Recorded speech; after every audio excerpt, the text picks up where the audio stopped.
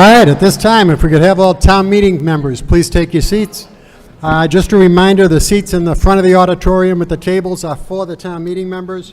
Other guests and citizens can sit anywhere else in the back of the auditorium. If you would, at this time, please rise and join me in the Pledge of Allegiance. I pledge allegiance to the flag of the United States of America and to the republic for which it stands, one nation, under God, indivisible, with liberty and justice for all. If you could remain standing just for a moment, we can have a moment of silence for all of our servicemen and women protecting our freedoms around the world. And also, please keep in your prayers this evening the family of Trooper Trainer, Kevin Trainer, who was recently killed in a tragic accident with a wrong-way driver while in the line of duty on Route 1.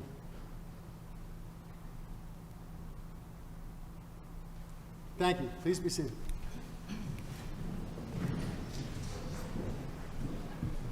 All right, our tellers for this evening are Ms. Whitcomb from Precinct 4 and Mr. DiFilippo from Precinct 4. The tellers will please come forward to be sworn to their duties.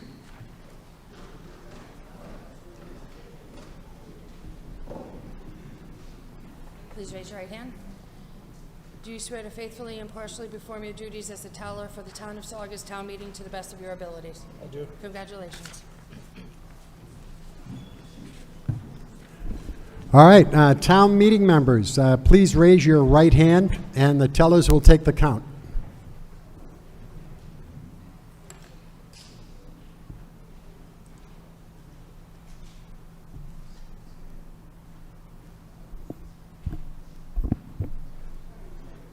How many? 22 and 24. All right, with the moderator, we have a quorum. Please put all your cell phones or other electronic devices in silent mode. Members are reminded that the use of electronic devices during meetings is restricted to viewing documents or websites pertinent to the articles before us, and texting, gaming, or other uses are prohibited. The town clerk will now call the roll.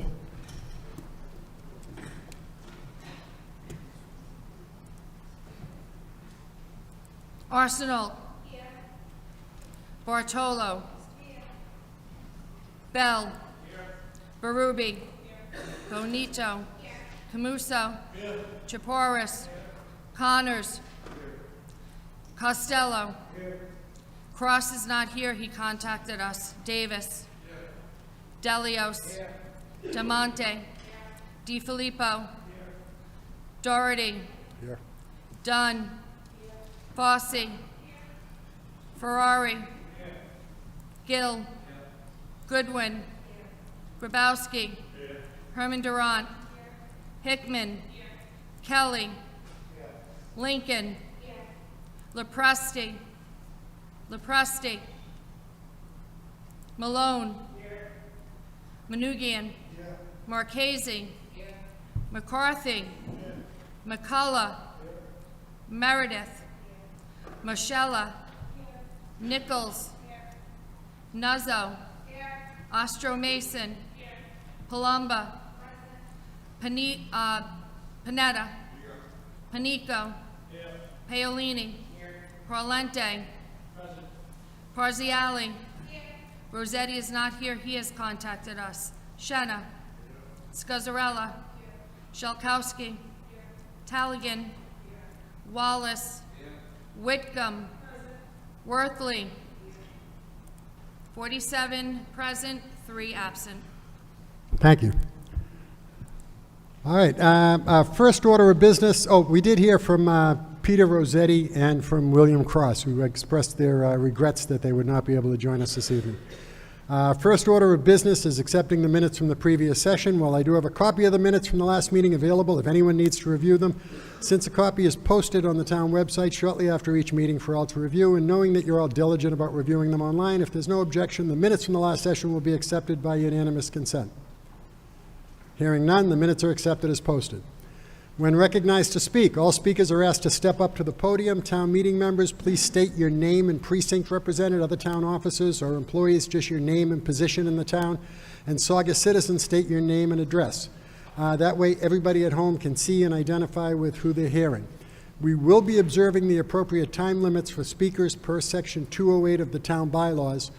I don't typically read that section off at a meeting, but because there was some confusion or questions last week about time limits, I'll just go over that quickly. Town meeting members, the chairman of the Board of Selectmen, chairman of the school committee, and town manager may speak on the same subject not more than twice, not for more than 10 minutes, without the consent of the meeting. Non-members and citizens may speak on the same subject not more than twice, not for more than 5 minutes, without the consent of the meeting. Full-time employees of the town who are not residents of the town may speak on the same subject not more than once for more than 5 minutes, without the consent of the meeting, and other non-residents may speak on the same subject not more than once or for 5 minutes, and then only with the unanimous consent of the town meeting members present. You'll notice last week we did have some people get up, a couple of people get up that didn't live in town. I stopped them and asked, does anyone have any objection to this person speaking? If anyone objects, then they're from out of town, they don't get to speak. That ends the discussion. But as a courtesy, no one did, and they got their 5 minutes. All right, we have 33 articles remaining on the annual warrant for this year. We have recommendations from the Finance Committee on Articles 3, 9, 11, 13 to 16, and 21 to 29. We're awaiting recommendations on Article 2, the budget, and Articles 17 to 20, which are the water, sewer, and PEG access. We're not expected to have those by next week, so we'll likely be addressing those articles at our meeting on June 1st. We do have recommendations from the Planning Board on Articles 40, 45, and 46. We also have Articles 34, 37 to 39, 41 to 44, and the continuation of Article 36 that we tabled from last week. So we got plenty to keep us busy for this week and next. Our next order of business is Article 1, to hear and act on reports of committees, starting with the Finance Committee. Ken?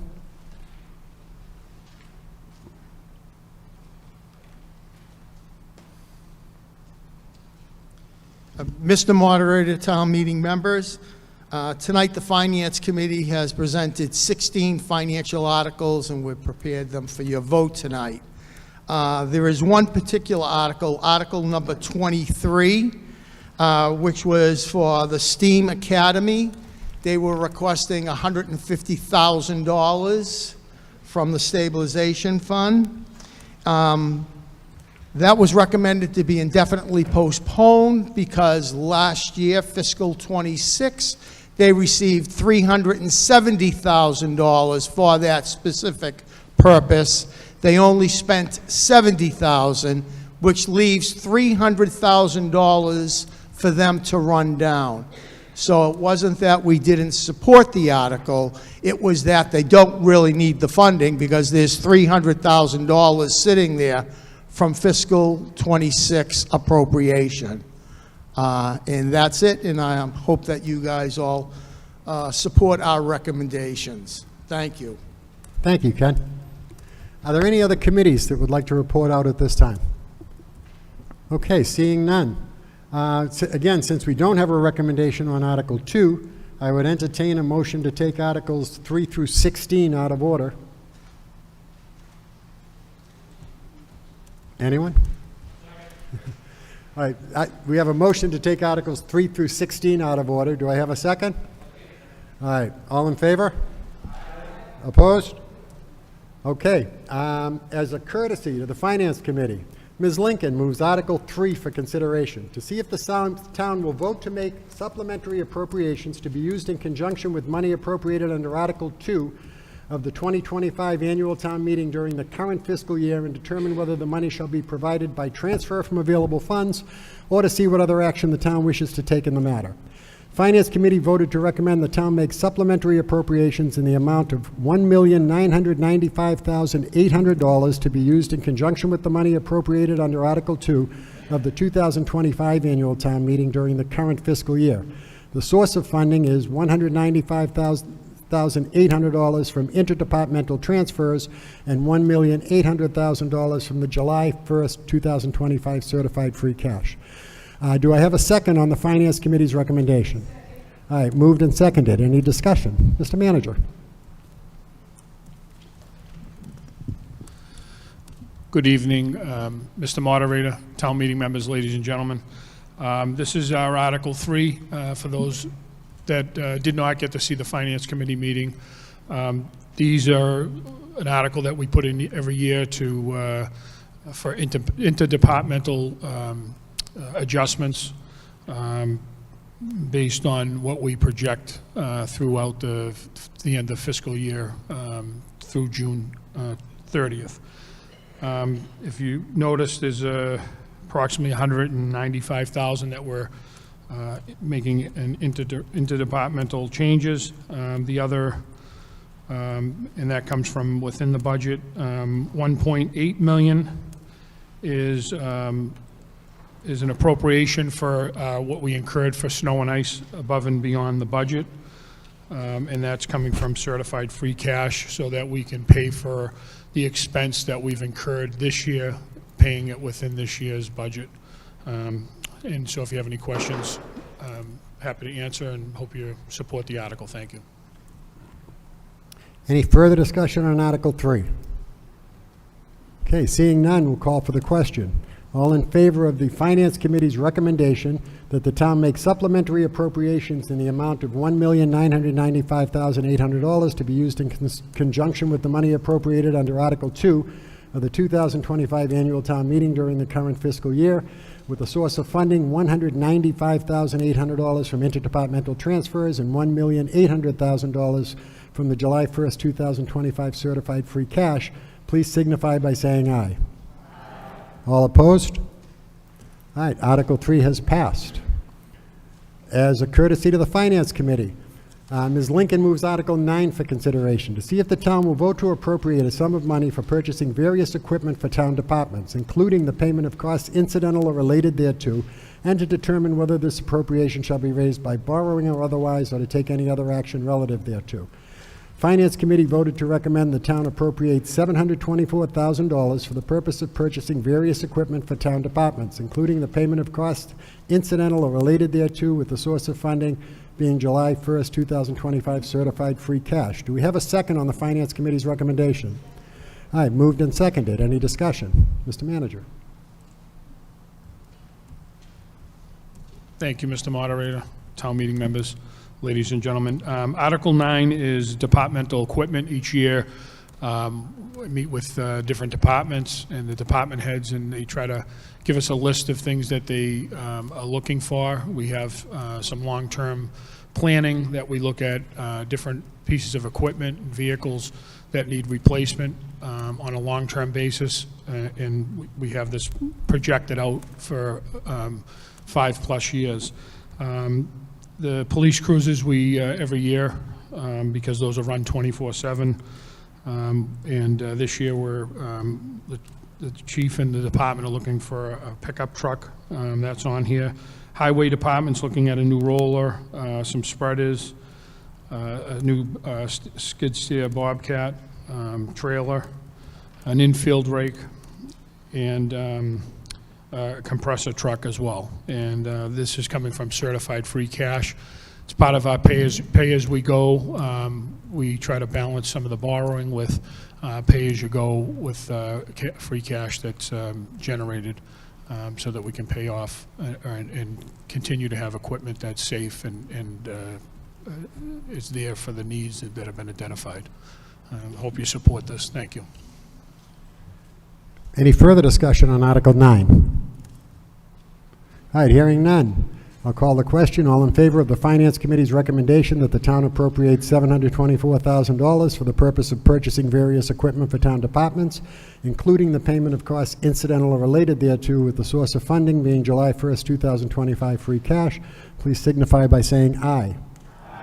All opposed? Article 9 has passed. As a courtesy to the Finance Committee, Ms. Lincoln moves Article 11 for consideration, to see if the town will vote to appropriate a sum of money for construction and reconstruction of various streets and sidewalks, including the payment of costs incidental or related thereto, to determine whether this appropriation shall be raised by borrowing or otherwise, or to take any other action relative thereto.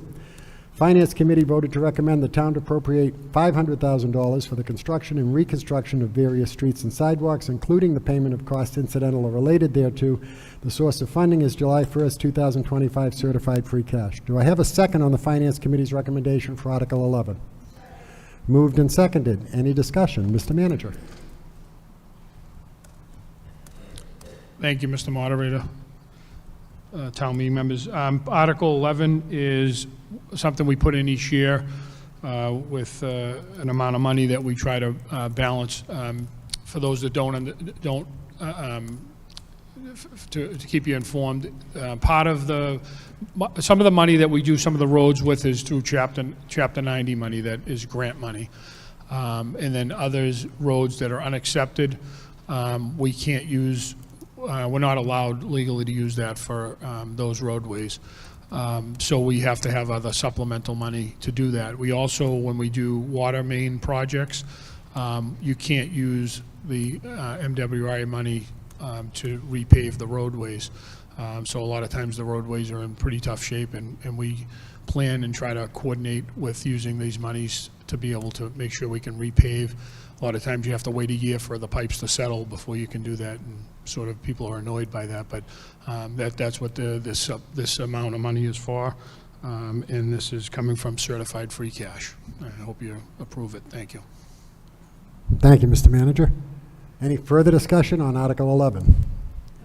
Okay, seeing none. All in favor of the Finance Committee's recommendation to appropriate a sum of money for construction, to appropriate $500,000 for the construction and reconstruction of various streets and sidewalks, including the payment of costs incidental or related thereto, with the source of funding being July 1st, 2025 certified free cash, please signify by saying aye. All opposed? Article 11 has passed. As a courtesy to the Finance Committee, Ms. Lincoln moves Article 13 for consideration, to see if the town will vote to appropriate a sum of money for the purpose of designing and constructing improvements to water pipelines, including the payment of costs incidental or related thereto, to determine whether this appropriation shall be raised by borrowing from the MWRA Local Pipeline Assistance Program or any other source, or otherwise, or to take any other action relative thereto. Finance Committee voted to recommend that $2,121,000 is appropriated for the improvements to water pipelines, including but not limited to the design, engineering, construction costs, and all other costs incidental or related thereto. That to meet this appropriation, the Treasurer, with the approval of the Board of Selectmen, is authorized to borrow at 0% from the MWRA Local Water System Assistance Program or any other source under General Laws, Chapter 44, or any enabling authority, that the town manager is authorized to take any other action necessary or convenient to carry out this project. Do I have a second on the Finance Committee's recommendation for Article 13? Second. Moved and seconded. Any discussion? Mr. Manager? Thank you, Mr. Moderator. Town meeting members. This is one of these articles that we put in each year. There's a program that we subscribe to, and we always have, because we get special interest borrowing.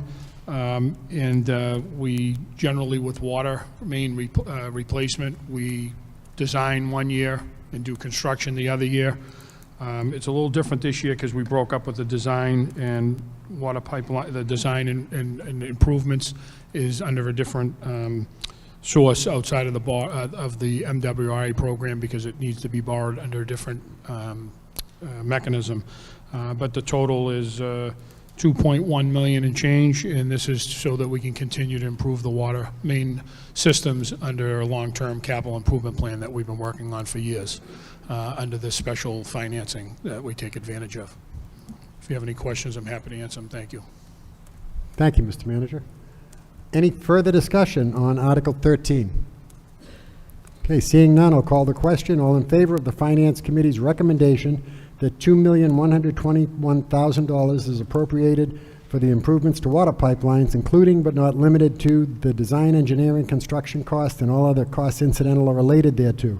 That to meet this appropriation, the Treasurer, with the approval of the Board of Selectmen, is authorized to borrow at 0% from the MWRA Local Water System Assistance Program or any other source under General Laws, Chapter 44, or any enabling authority, that the town manager is authorized to take any other action necessary or convenient to carry out this project. All in favor of, do I have a second on the Finance Committee's recommendation? All right.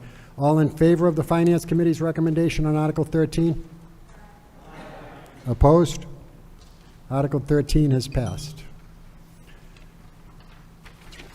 As a courtesy to the Finance Committee, Ms. Lincoln moves Article 14 for consideration, to see if the town will vote to appropriate a sum of money to participate in a community lead service line replacement program to reduce the potential for elevated lead levels at customers' taps, to maintain water quality conditions, including but not limited to the replacement or rehabilitation of water service lines containing lead, including all design, engineering, construction costs, and all other costs incidental or related thereto, to determine whether this appropriation shall be raised by borrowing from the MWRA lead service line replacement program or any other source or otherwise, or to take any other action relative thereto.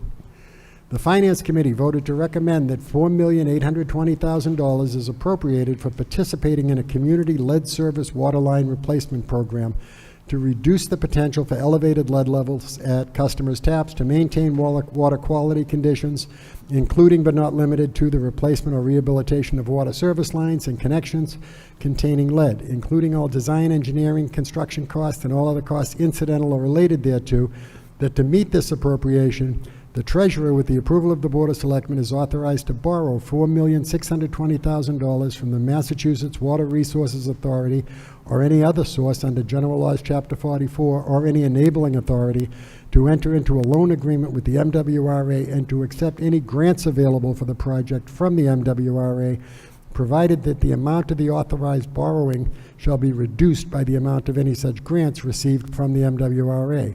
That the amount of $200,000 is appropriated from July 1st, 2025 certified free cash, and that the town manager is authorized to take any other action necessary or convenient to carry out this project. Do I have a second on the Finance Committee's recommendation? Moved and seconded. Discussion, Mr. Manager. Thank you, Mr. Moderator. Town meeting members, this is the lead service line replacement program. So with the copper and lead, we're trying to get be in compliance with federal and state law, and so we're necessary at this phase to be able to have the money appropriated so we can move forward with it. But part of this is to be able to not only deal with the public portion, but also the private portion, because obviously there's a huge expense for in the private residents and commercials. So the other thing is that we do have a grant that we've submitted, so whatever we don't get in a grant, or if we don't receive the grant, then that would offset whatever we're going to use or borrow. But this would allow us to stay in compliance and to continue moving forward with trying to make it so we have healthier water and deal with the lead in infrastructure. So thank you. Thank you, Mr. Manager. Any further discussion on Article 14? Yes, Mr. Costello.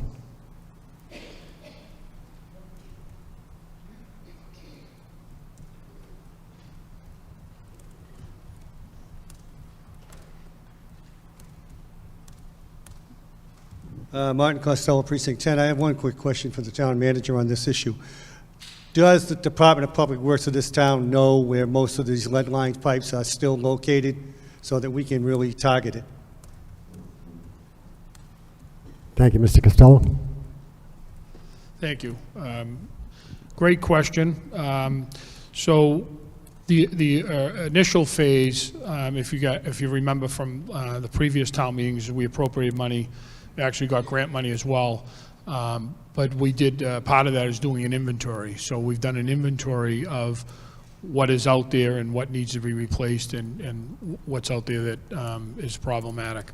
And so we've done that, and they've, I think, estimated what we have. And now, part of the water meter replacement program, we've also incorporated the company to take pictures and also identify, to verify and double check what we have for an inventory, so that way there now we're in a position to be able to take the action steps in the next phase that's required federally and by the state.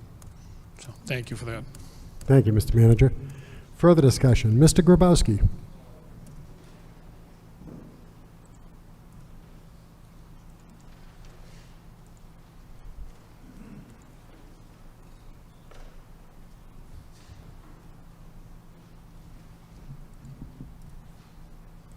Mr. Moderator, fellow town meeting members, Arthur Grabowski, Precinct 8. I have a question for the manager in the backup information. It says under construction, $16,000 times 175 locations. Are those private individual locations? And if not, I was under the understanding that residential lead pipes, there was some kind of program for the residents, and I'd like to know what kind of program is available for residents to replace their lead pipes, or if the town's responsible for that. Thank you, Mr. Grabowski. Great. Good question. The 175, I believe, is the estimated locations, and that would include private and public. So part of this is that we don't want to just, they don't want us to just replace on the public side, you know, the town-owned, but they want us to do the entire thing, and it would pertain to anybody that has, you know, these issues where we're trying to get the lead out of the water. Thank you, Mr. Manager. Just to follow up, how does a resident go about getting their lead pipe replaced? Do they have to pay for it and do it themselves, or is there a program? I thought there was a program where there was like low interest or no interest loans for them to do that. How would a resident go about getting their lead pipes replaced? So I think for those detailed questions and specific case by case, I would have them contact the Department of Public Works. But there are programs, and there, part of this is part of the program and the funding grant money that we're applying for is to help facilitate all the questions you have. One of the things I would encourage people is to make sure that they get their water meter replaced. The new system helps us identify exactly what the issues are and get you put on the list for not only you know, for changing the infrastructure out, but with the water meters, they give you a reading every day, so you know how much usage you're using, and you have an app. So I would encourage that to help allow us to double check and verify what the inventory is and get those projects planned and put on the calendar. Thank you, Mr. Manager. Any further discussion on Article 14? Yes.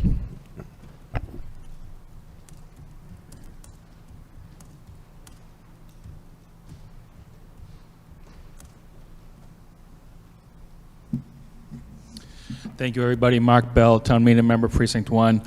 Just a quick question for the Town Manager, because, and I don't know if it relates to the article or not, but I've been getting a lot of questions from my precinct members about the new water meters, and they download the app, and it doesn't seem to be working. You know, like some people that have had their water meters done about, like, you know, 6 or 7 months ago, the water meter app still shows 0. So I was just kind of wondering, is this an issue, I guess, on our side, or is this an issue that they have to call the company for? Thank you. Thank you, Mr. Bell. I hope you indulge. I don't want to go too far off the article, Mr. Moderator, but to answer that, I believe that it's on the software side of it. I think I believe there's a glitch. I'll verify it, but I think you have to log in and log out 3 times, and then it sets, believe it or not. Is that correct? Okay, you have to log in and log out 3 times. What's that? So that allows it to sync with the billing software, but we've had those questions all the time, the same thing. You have to log in and log out 3 times, and then it should work. And if not, then you can call, and we'll try to help you, walk you through it. Thank you. Good information. Thank you, Mr. Manager. Any further discussion on Article 14? All right, seeing none. All in favor of the Finance Committee's recommendation to appropriate $4,820,000, with $4,620,000 of that coming from the MWRA, being borrowed from the MWRA or through grants, and the other $200,000 from July 1st, 2025 certified free cash, please signify by saying aye. All opposed? All right, Article 14 has passed. As a courtesy to the Finance Committee, Ms. Lincoln moves Article 15 for consideration to see if the town will vote to appropriate a sum of money for the purpose of funding the design and construction of capital improvements to the town's sewer system, including the payment of all costs incidental or related thereto, to determine whether this appropriation shall be raised by borrowing from the Massachusetts Clean Water Trust or otherwise, or to take any other action relative thereto. Finance Committee's recommendation was to appropriate $5,765,000 for capital improvements to the sewer infrastructure, including but not limited to the design, engineering, construction costs, and all other costs incidental or related thereto, that to meet this appropriation, the treasurer, with the approval of the Board of Selectmen, is authorized to borrow said amount under General Laws, Chapter 44, or any enabling authority, and that the town manager is authorized to take any other action necessary or convenient to carry out the project. Do I have a second on the Finance Committee's recommendation? All right, moved and seconded. Any discussion? Mr. Manager. Thank you, Mr. Moderator, town meeting members, ladies and gentlemen. This is an article that we submit each year with the sewer I&I. We're continuing to do rehab on the sewer system to be able to prevent the stormwater from entering the sewer system. Because when stormwater gets into that sewer system, it gets processed through our pumping station in the Lynn Water and Sewer, and we pay for that. And this was part of the ACO, the Attorney General's consent order that put the town under, because we were dumping years ago, before my time, dumping raw sewage into the Saugus River. Wasn't very healthy. So we've come a long way from there, and this is part of the program, and we get special borrowing here. I believe this one's 2%, and then there's also some loan forgiveness on the other end, but this allows us to continue to do design and construction in the sewer rehab, and continue to do some of the substations that are outside of the I&I, the ACO order. So if you have any questions, happy to answer them. Thank you, Mr. Manager. Any further discussion on Article 15? Okay, seeing none, I'll call the question. All in favor of the Finance Committee's recommendation to appropriate $5,765,000 for improvements to the sewer infrastructure, including but not limited to design, engineering, construction, etc., and that the treasurer, with the approval of the Board of Selectmen, is authorized to borrow said amount under General Laws, Chapter 44, or any enabling authority, please signify by saying aye. All opposed? Article 15 has passed. As a courtesy to the Finance Committee, Ms. Lincoln moves Article 16 for consideration to see if the town will vote to appropriate a sum of money for the design and permitting process for the repair construction of the Griswold Lower Pond Dam and Griswold Pond Dam, including the payment of costs incidental or related thereto, to determine whether this appropriation shall be raised by borrowing or otherwise, and to take any other action relative thereto. Finance Committee voted to recommend the town appropriate $500,000 for the design and permitting process for the repair construction of the Griswold Lower Pond Dam and Griswold Pond Dam, including the payment of costs incidental or related thereto, with the source of funding being July 1st, 2025 certified free cash. Do I have a second on the Finance Committee's recommendation? All right, moved and seconded. Discussion, Mr. Manager. Thank you, Mr. Moderator. Town meeting members, ladies and gentlemen. So this is part of our capital improvement plan with the dams. We have to stay within compliance with federal and state regulations. And this is for the design work, permitting and design up at the Griswold Pond and Lower Pond dams, with the anticipation that we'd be coming back for capital next year or during the year to do some more things. This is an initial amount of money that we're putting towards, and that the source of funding is the free cash. So, thank you. Thank you, Mr. Manager. Any further discussion on Article 16? Okay, seeing none, we'll call the question. All in favor of the Finance Committee's recommendation to appropriate $500,000 for the design and permitting process for the repair construction of the Griswold Lower Pond Dam and Griswold Pond Dam, including the payment of costs incidental or related thereto, with the source of funding July 1st, 2025 certified free cash, please signify by saying aye. All opposed? Article 16 has passed. All right, once again, we're awaiting recommendations on Articles 17 to 20. So at this time, I would entertain a motion to take Articles 21 to 34 out of order.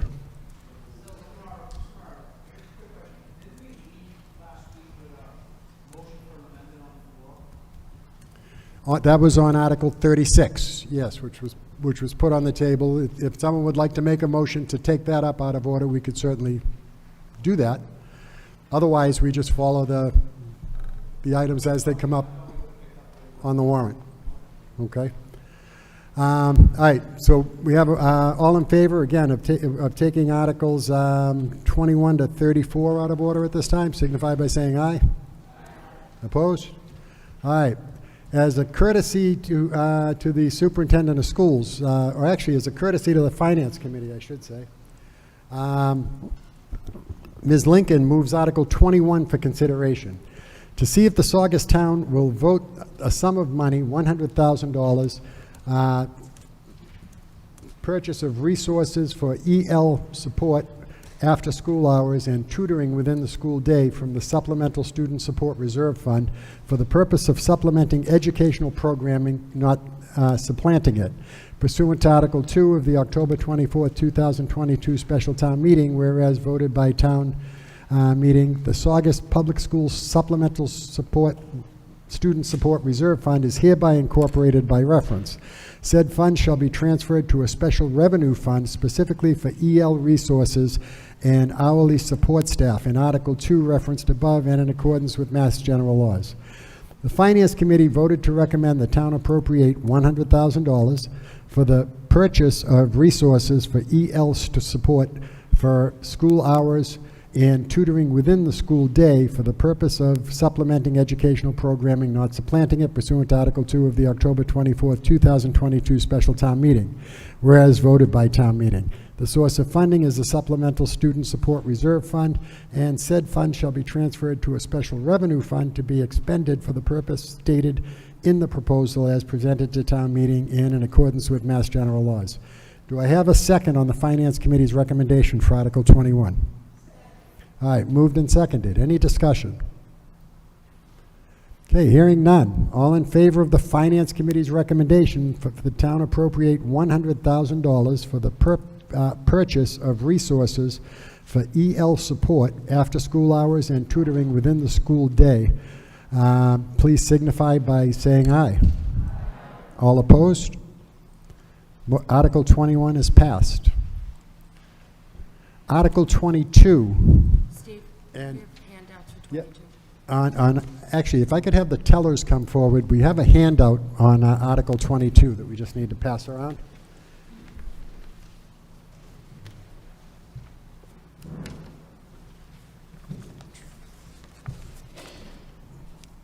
If you don't have enough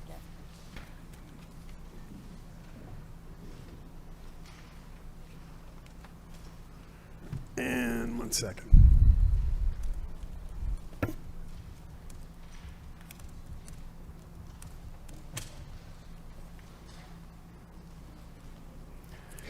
We also have two amendments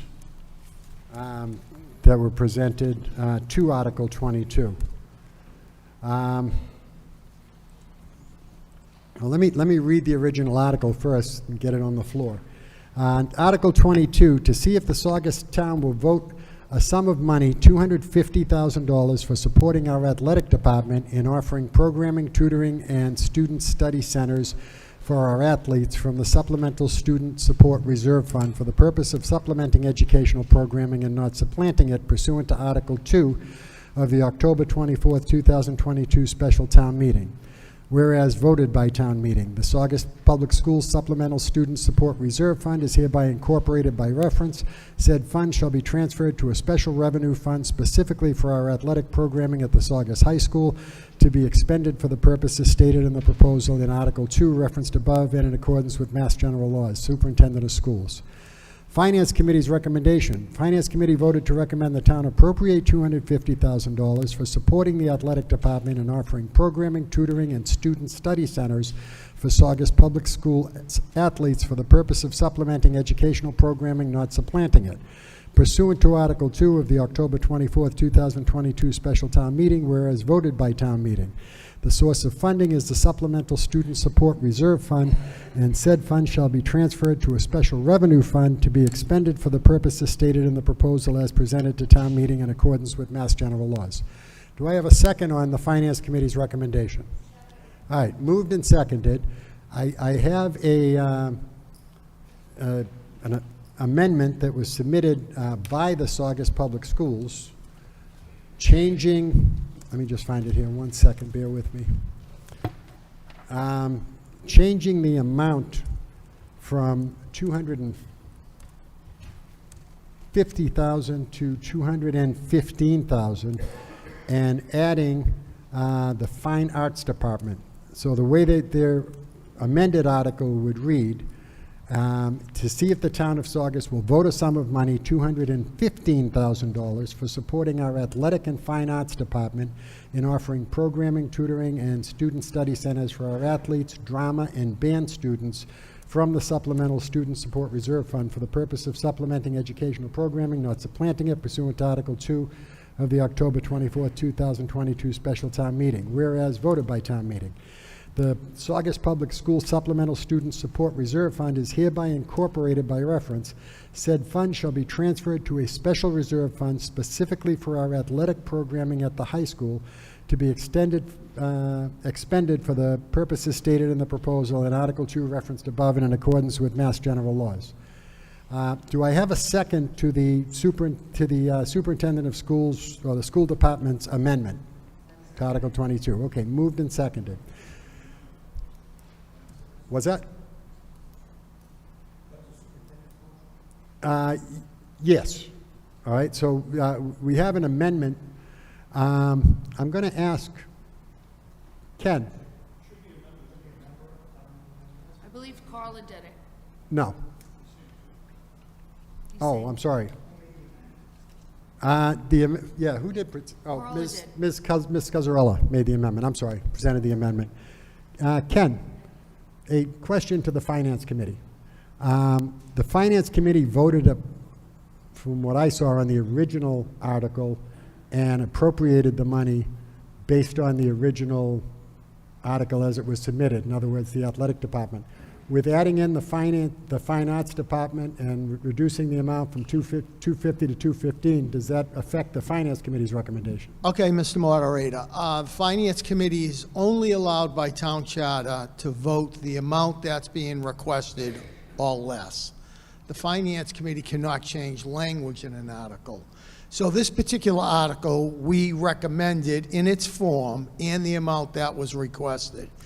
There had been conversation among Ms. Scazzarella about some amendments they were going to make on the floor.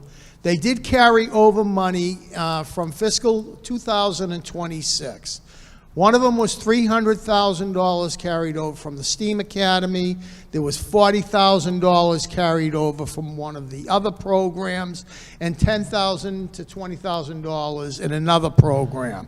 The Finance Committee decided to just leave the smaller amounts alone and just make sure that the $300,000 was used to its fullest extent for its original purpose and not appropriate $150,000 for Article 23. So the answer to this specific question is we would not have a problem with them reducing it because they're probably either redid their numbers or they're using some previous funds that have already been appropriated. We don't know. I don't know the answer to that question. That was never presented at our meeting. But we would have no problem with them reducing the amount recommended and adding a specific group of people to that article. Thank you, Ken. Appreciate it. All right. So we have an amendment that's made and seconded. Any discussion on the amendment? Ms. Scazzarella.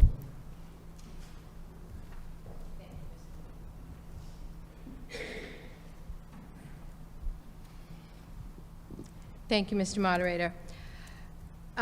We did amend the original article to lower the amount, and it was supposed to originally have our Fine Arts Department attached to this. So the main gist of this article is a tutoring program that would be mandated for students who participate in athletics, band, and drama. We have other options for students who are not involved in those after-school programs, and the reason that those are selected is because these are students I can force to come for academic tutoring or study time or whatever we want to call it. We're calling it a study zone, because in order to participate in a play or to be part of the band, they have to be academically eligible, and the same academic eligibility applies to all of those young people. So that's the most important piece of this. The other components of this are budgeted areas. Those stayed the same in the amendment you just received. You'll see the cost for having someone oversee the program, as well as then the adults that would be working with students get paid X amount of money per hour. And then there were some another component of budget items for band and athletics.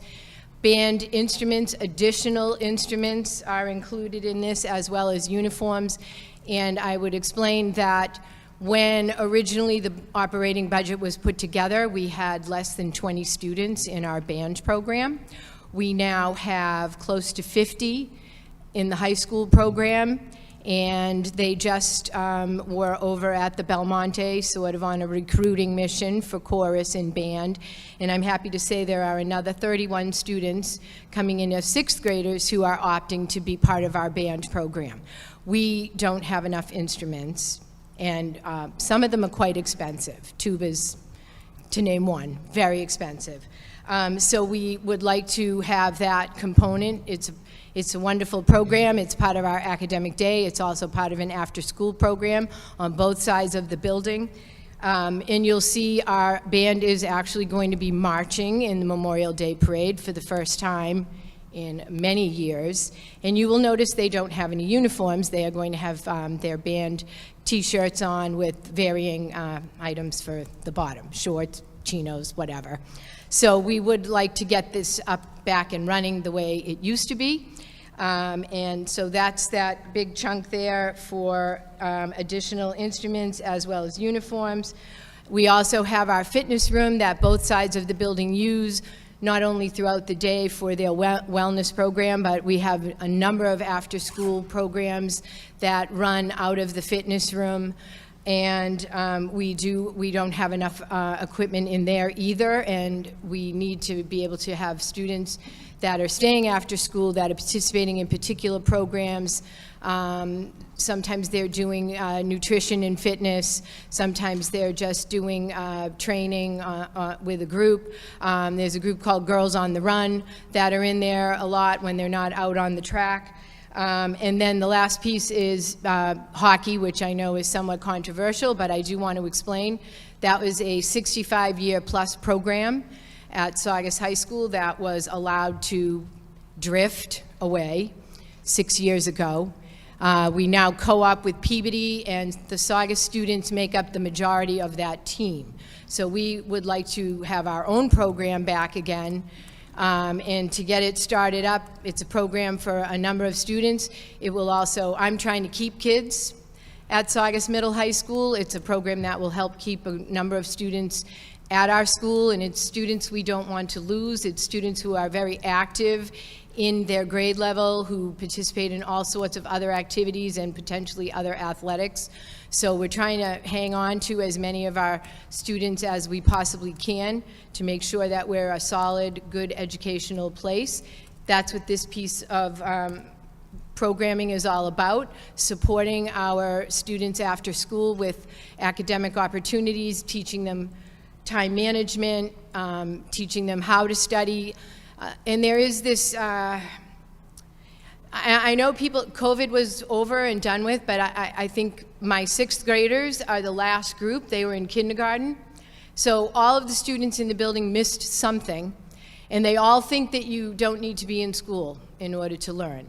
Attendance has been a major fight, and this is a way for me to, you know, put the hammer down a little bit and say, if you're going to participate in some of our activities and represent this building, you have to have your grades up there. So that's what this is all about. Happy to answer any questions if anyone has any.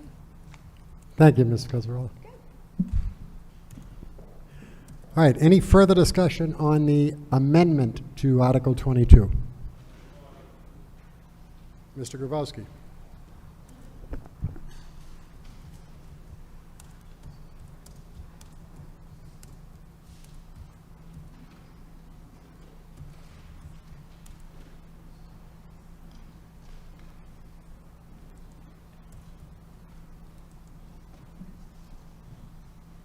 Mr. Moderator, fellow town meeting members, Arthur Grabowski, Precinct 8.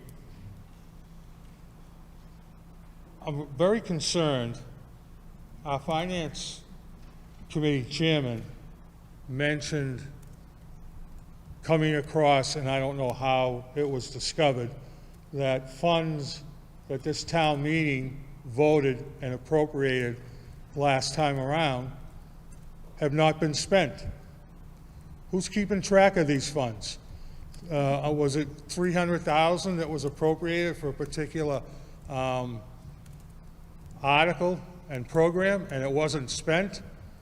I don't understand what kind of accounting and oversight is going on with the funds that this town has set aside for student achievement, and it's not being spent, and then people are coming before Finance Committee and changing their articles and changing the amount of money, and the Finance Committee is hearing that this money is not spent.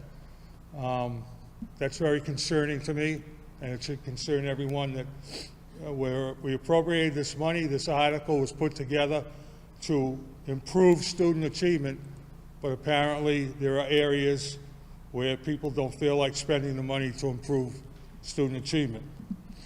That being said, we just got this amendment a few minutes ago, and I had submitted an amendment to the original article, and I guess I'll wait till that comes up, and I'd like to change that amendment because the information that we've got today changes the information that we got in the original article. Okay. While we're on the subject, I was just looking. Your amendment is actually out of order. Why? Because your amendment says to strike out the information: athletic equipment, equipment replacement 10,000, preventative maintenance 13,280, uniforms 20,000, weight room. None of these items are actually in the article, so we can't strike them out. These are They were in the original article, no, they're in Mr. the Moderator. they're in the supporting documentation. They're not in the article that we're voting on, and we don't have the authority to amend supporting documentation. We can only vote on what's actually in the article, which in this case is the Finance Committee's recommendation as it's written to appropriate $250,000. It doesn't spell out where that money is going to be spent.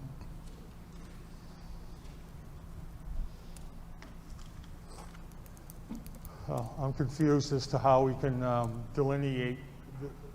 It's a lump sum amount, but don't we have some say over how that lump sum is spent if it's in the article? No, we don't, actually. We would vote the $250,000. They can provide supporting documentation as to where the money will be spent, but we're not voting on the supporting documentation. We're voting on the article as it's presented. So my amendment, if I took the total amount and deducted those other items, that would be the proper amendment, right? If you wish to amend the amount, yes. Yeah. Okay, I'll take it back for now.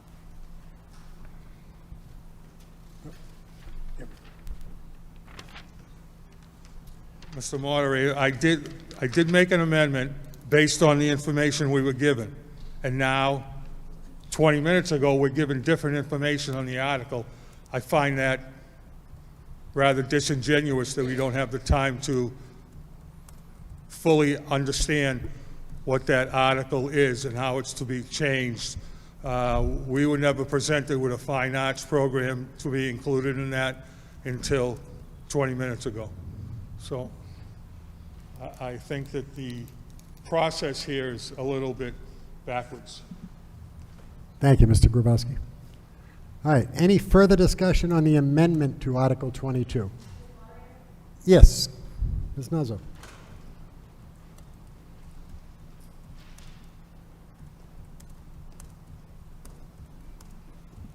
Good evening, Jenna Nuzzo, Precinct 10 Town Meeting Member, as well as a Saugus High School teacher. With all due respect, I don't see why it's an issue that the school is actually asking for less money than originally planned. That shouldn't be a problem. That should be something that, we are grateful they're able to use what they already have. When money is allocated, I imagine that it is based on projections. They can't actually know exactly how many kids will show up and do things. It's projections. So yes, money is left over, and it's been brought to the Finance Committee's attention to be reused. Another thing I'd like to mention is that it was said that this article is complex and we don't have enough time to review it. It's not that complex. It's asking for money for students to get the academic support to improve academic achievement that everybody has been screaming about, okay?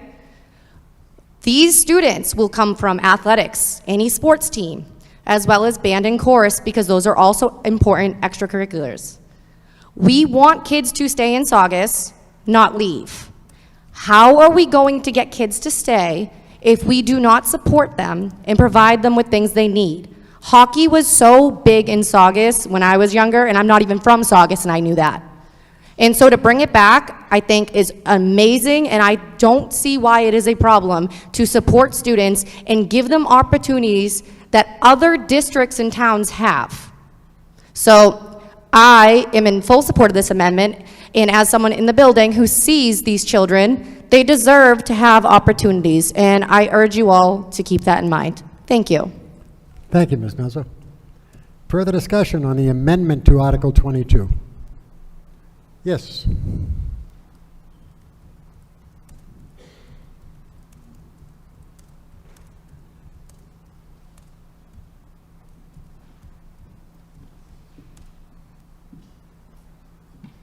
Christy Galligan, Precinct 8. I just want to make a comment. I support this fully, but I think it would be helpful to have the data to see if these programs are working. So if you had the data and you brought it forth for the town meeting members, maybe we could see the improvement through the data, and it would be easier for some to support the financial piece of this. That's it. Thank you, Ms. Tully. Any further discussion on the amendment to Article 22? Mr. Grabowski.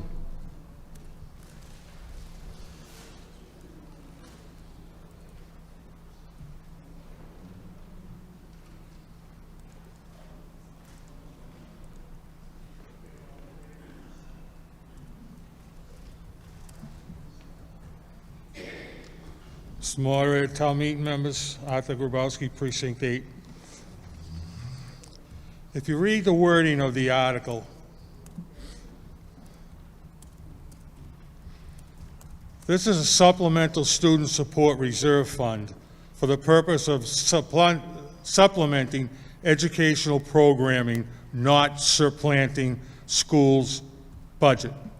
In my opinion, and I was on the school committee for many years, in my opinion, equipment, although I can understand some of the reasoning behind it, but the amount of money for equipment should not be in this article. It should be in the school budget. This is a budgetary item, not a supplemental improvement plan. So I'd like to know why the budget doesn't include all this information, and we don't budget it in the school department budget as an ongoing situation, because next year, are we going to have the same article and be buying pretty much the same equipment over and over again? And many years ago, I can't remember how much, we had a long discussion about,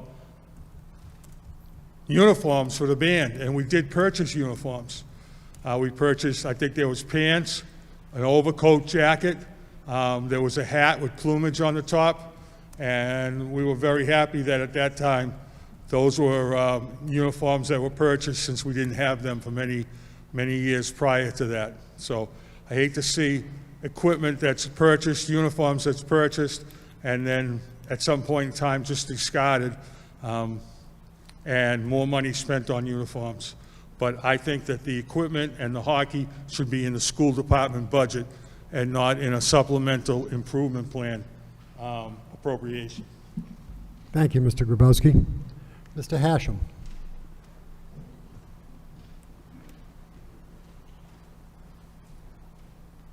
Thank you, Mr. Moderator. Thank you, everybody. I just wanted to clarify a couple of things. As far as where that extra $300,000, the first year we came before town meeting to appropriate, we had an enrichment program that was district-wide.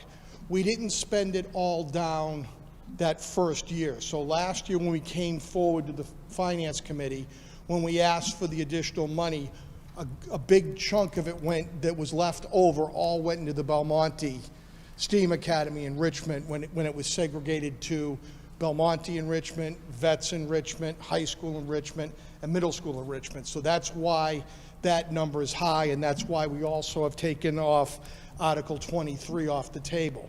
As far as the receiving the data, that is exactly what we're going to do. Every one of the articles that we have, we are going to track the data for each program to see whether it's a success. So that is something we are planning to do with each and every article that's before you. Thank you, Mr. Hashem. Any further discussion on the amendment to Article 22? Okay, seeing none, we're not voting on the article at this point. We're voting on the amendment, which is to change the amount from $250,000 for supporting our athletic department to $215,000 for supporting our athletic and fine arts departments. That's basically what the amendment amounts to. All in favor of the amendment as stated signify by saying aye. Aye. All opposed? Okay, the amendment has passed. Now, any discussion on Article 22 as amended?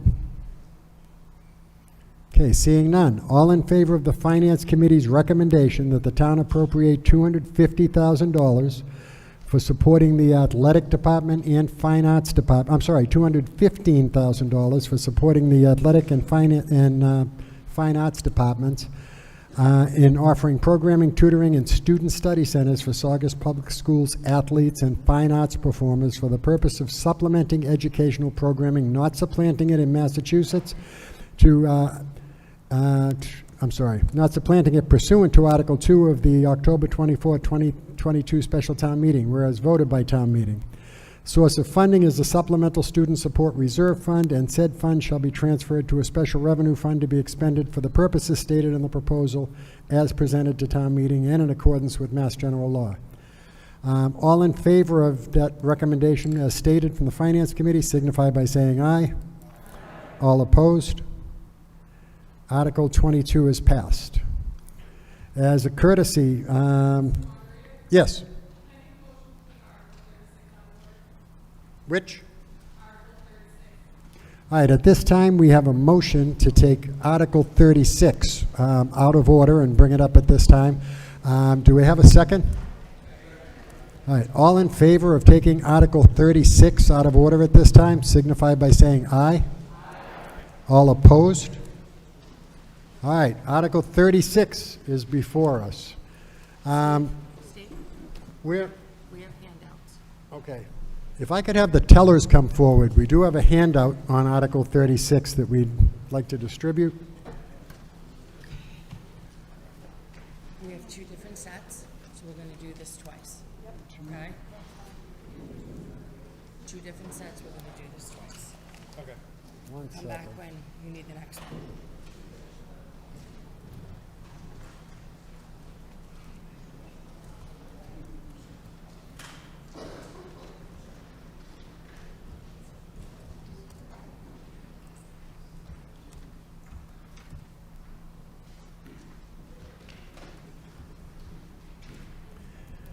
All right, on Article 36. Yep.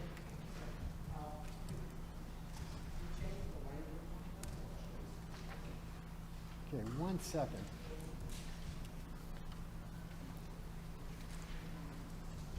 Need a second. Oh, there we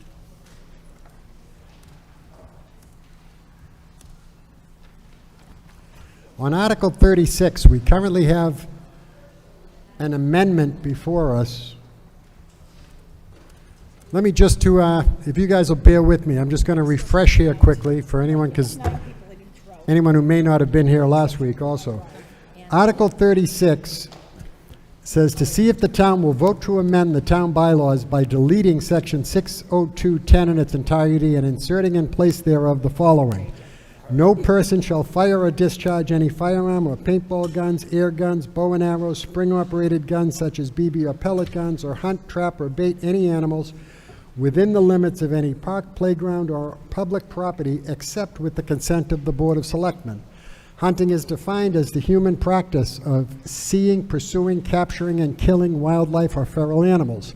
No person shall hunt, fire, or discharge any firearm or paintball guns, air guns, bow and arrow, spring-operated guns such as BB or pellet guns or on any private property except with the consent of the owner or legal occupant thereof. This bylaw shall not apply to the lawful defense of life and property, nor to any law enforcement officer acting in the discharge of his duties.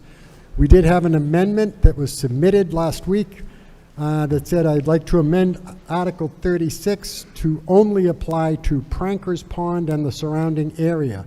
And that was where we left off the discussion with that amendment. So, at this time, any further discussion on the amendment to Article 36? No, they did not. If someone would like to make an amendment, they can present it at this time. Yes, Mr. Delios. Come on up. I'd like to make an amendment to take over. Yeah, no, come on up to the podium. Bring it with you.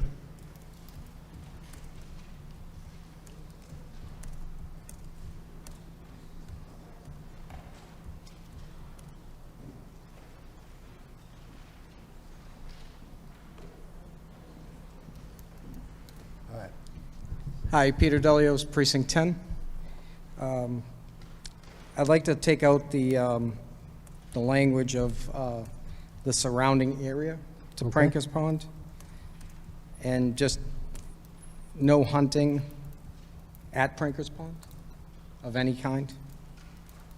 So you'd like to amend the amendment to read to only apply to Prankers Pond. Prankers Pond area. Okay, and not the surrounding area, as earlier stated. Correct. All right. Taking out the surrounding area. Yeah. Do I have a second to the amendment, the re-amended amendment?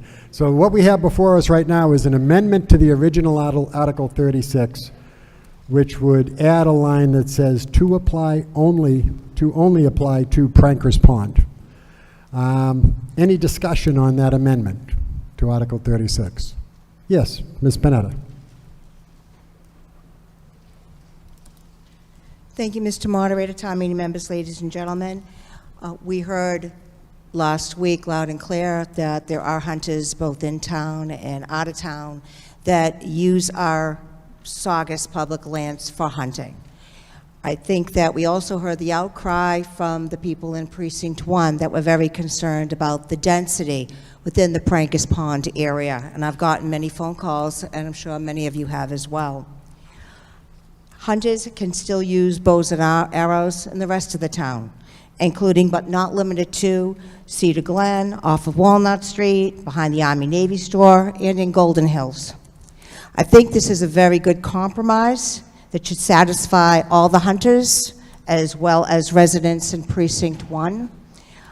Prankers Pond is an extremely dense area, and for the safety of the people living in that area, we need to take action now. I do hope you vote the amendment, and I do hope you vote the article. And the verbiage that because I was talking with the town meeting member from Precinct 10 who put in the amendment, would be no hunting of any kind in the Prankers Pond area. So what's really important, there's already a bylaw on the book, 602.1. So we're not changing any of the verbiage in the bylaw. We're just putting one sentence at the end, real simple, no hunting of any kind in the Prankers Pond area. And that, I think, is a very good compromise for everyone involved. And I thank you very much for your time. Thank you, Ms. Panetta. All right, any further discussion on the amendment to Article 36? Yes, Mr. Bull.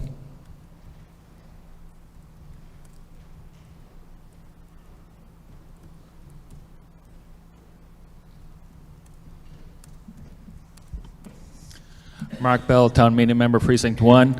I do agree with the amendment. I do think that this is a pretty good compromise. I did hear both from hunters, and I heard both from Precinct 1 residents, and I do think that this is a pretty good compromise.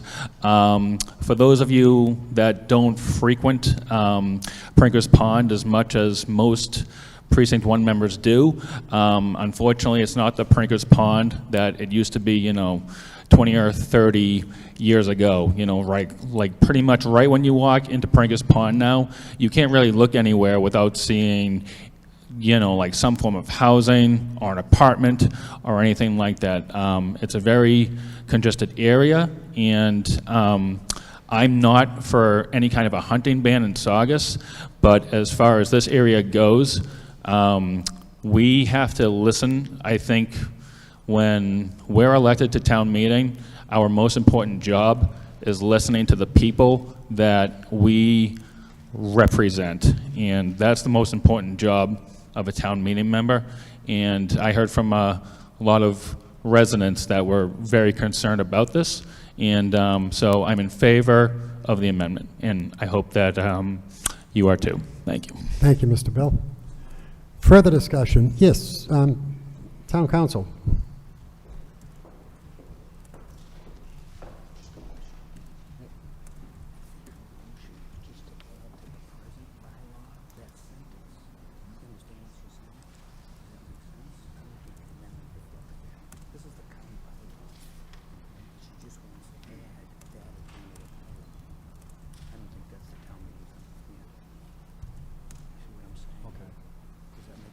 Ms. Panetta? Just to make sure I'm on the same page.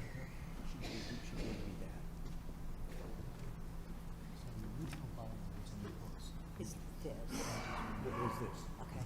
It's right this, just adding one line. That's it. Make it nice and simple. Just adding this, look at the current bylaw, 602.13, just adding that sentence. Okay. Yep, let me look at that. Thank you. You're welcome.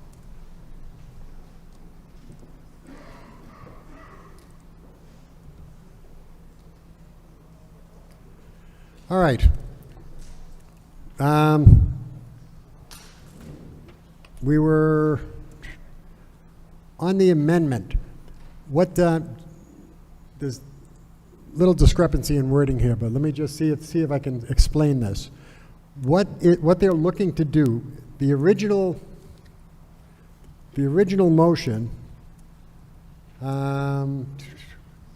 we're amending a current bylaw.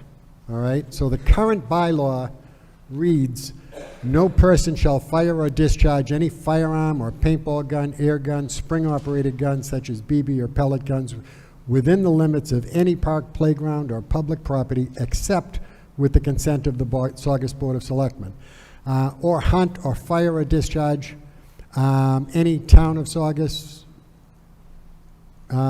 bylaws, 60 firearms or paintball guns, air guns, spring-operated guns such as BB or pellet guns on any private property except with the consent of the owner or legal occupant thereof. This bylaw shall not apply to the lawful defense of life or property, nor any law enforcement officer acting in the discharge of his duties. And we're looking to add to the end of that the one line, no hunting of any kind in the Prankers Pond area. Okay? So that's what this has been amended to, and the two parties have agreed on here apparently. So we're taking the current bylaw 60210 and changing or adding one line to the end of it that says no hunting of any kind in the Prankers Pond area. Any discussion on that amendment? This gentleman right here, one second.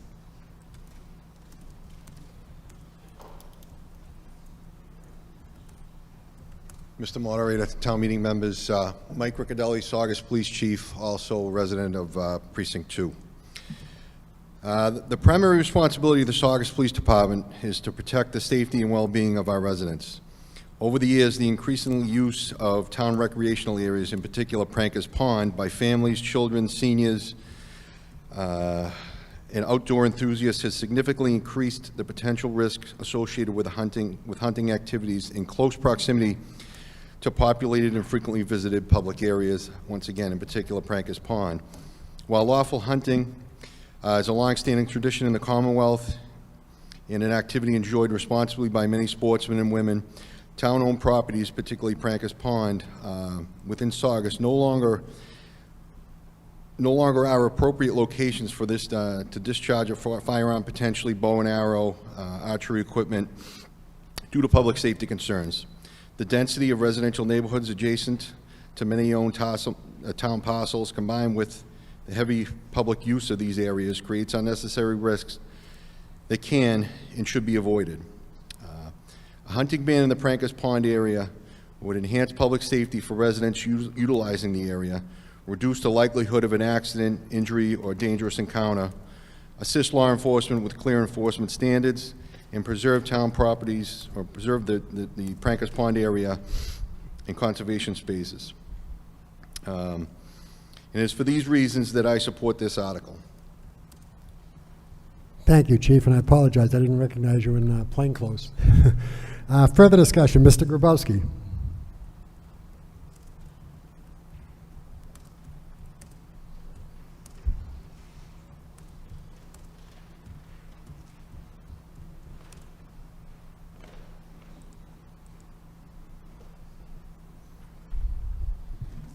Mr. Moderator, fellow town meeting members, Arthur Grabowski, Precinct 8. In reading the article, the first paragraph, and hopefully people can read along, it says, deleting the section 602.10 in its entirety and inserting in place thereof the following. And if you read the following, it says, no person shall fire, hunt, or trap or bait any animal within the limits of any park, playground, or public property except with the consent of the Board of Selectmen. I think that's in contraindication of what the amendment says, because Prankers Pond is a park or a playground or public property. So I'm confused as to how the amendment affects the wording and the intent of the article itself. It doesn't. If I could, just the original article, the original bylaw, 602.10, would stay intact, including within the limits of any park, playground, or public property, except with the consent of the Board of Selectmen, Right. et cetera. And it's simply adding a line at the end of it that says, no hunting of any kind in the Prankers Pond area. So there still would be no hunting on any park, playground, or public property, correct? Well, the way it's worded, without the, within, any BB, can operate a BB gun, air gun, pellet gun, paintball gun, et cetera, except with the consent of the Board of Selectmen. So my question would be, maybe to town council, is the wording of the new article the same as the amendment saying that you can't hunt on Prankers Pond property? Isn't it the same thing? Okay. So we really don't need that amendment, do we? Yeah, could you explain it? Sure. Hi again, I'm Deborah Panetta. So this was the original article, 602.1. Right. Okay, when we revised, I tried to revise the article to include bow and arrow, hunt, trap, or bait any animal. I had a definition for hunting, and then I had bow and arrow down here. Right. All the hunters came, they were very upset and said, we want to use bow and arrow to kill deer. So we made a compromise, and what the compromise was is we're going to keep the article exactly the same as what is currently on the books, okay? But we're going to have no hunting of any kind in the Prankers Pond area. So you can't use bow and arrows or crossbows or anything like that, only in the Prankers Pond area. So they can use bow and arrow in other areas of public land that we have in town. So the amendment is super important because we don't want them to be using crossbows or any sort of bow and arrow in the Prankers Pond area because it's so dense. That's why it's important. Does that make sense? It does, but it still says that you can't hunt in park, playground, or public property except with the consent of the Board of Selectmen. But no one ever comes to the Board of Selectmen to hunt. Okay. I've been on the board 15 No, okay. years. I Never just- once has anyone come and said, oh, Hunter, I want to come to the Board of Selectmen and I want a permit. Hunters hunt where they need to hunt. Okay. Make sense? Okay. All right, thank you. Thank you, Mr. Grabowski, and thank you, Ms. Panetta, for your clarification. Any further discussion on the amendment to Article 36? Yes, Mr. Costello.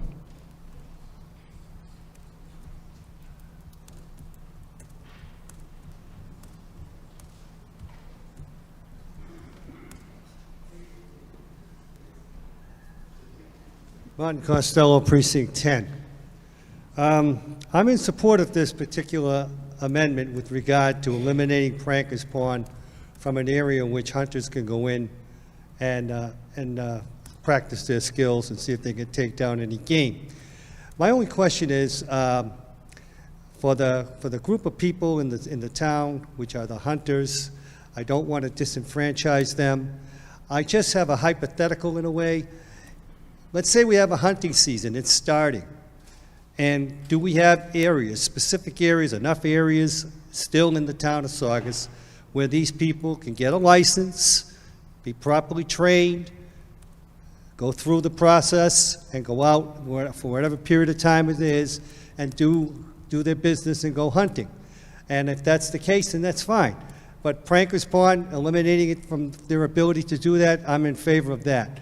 I just want to be sure that the people that have expressed their concern about they're going to be disenfranchised from practicing the skill that requires hunting and all, I don't want that to happen. I just want them to be able to have the right systems for them to go and do that under proper rules and regulations. So I'm in favor of this, eliminating Prankers Pond. I just hope we're not going to pull the rug out from everybody else. Thank you. Thank you, Mr. Costello. Any further discussion on the amendment to Article, we'll start here, Mr. Federico.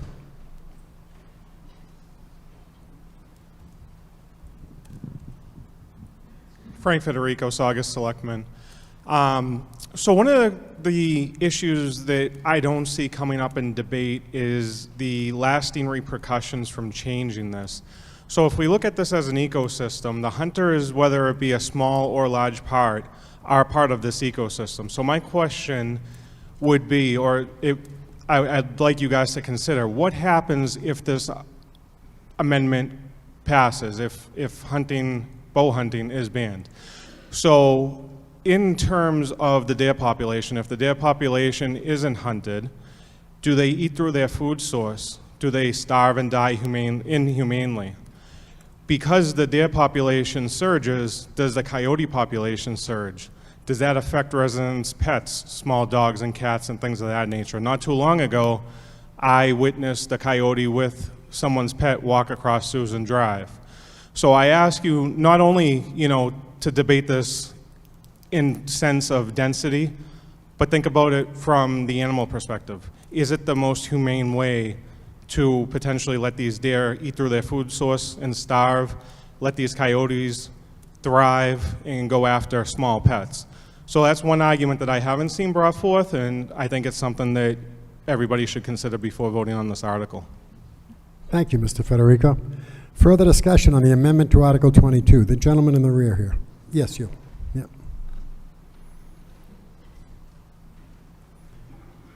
If you would, just introduce yourself to our audience at home.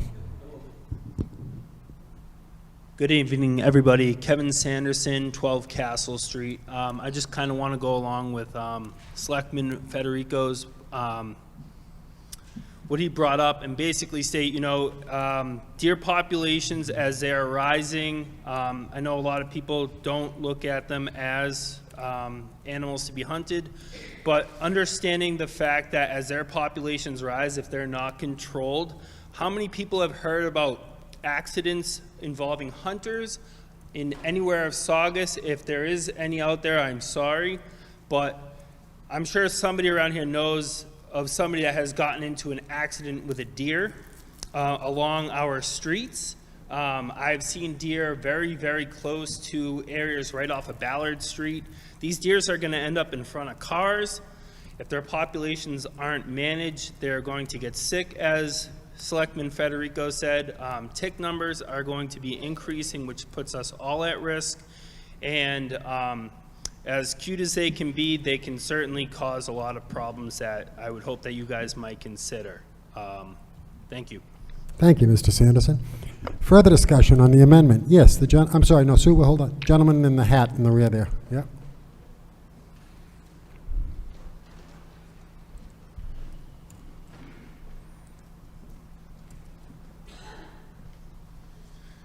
Good evening, everyone. My name's Dominic Franco, 17 Cottage. I've been a Saugus resident for almost 28 years now. I just want to add more to what Mr. Federico said about the deer population and how much they eat. So the average deer that's about 150 pounds eats about 9 to 12 pounds of browse a day, which is vegetation. And I just think the amount of land that we have around here can't support that many deer. So I think it's very important that we keep an eye on those population numbers.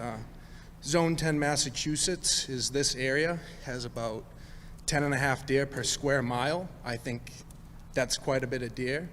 And I'm up here speaking for the animals more than myself and the hunters. I just think it's something that needs to be taken into consideration. That's really all I have. I think he really covered it. Thank you. Thank you, Mr. Franco. Ms. Palumbo.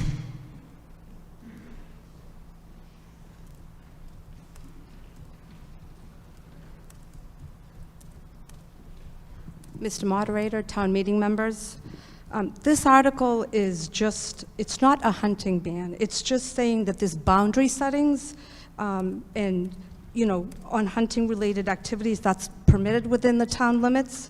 At the same time, I understand how sensitive to residents who hunt legally and responsibly.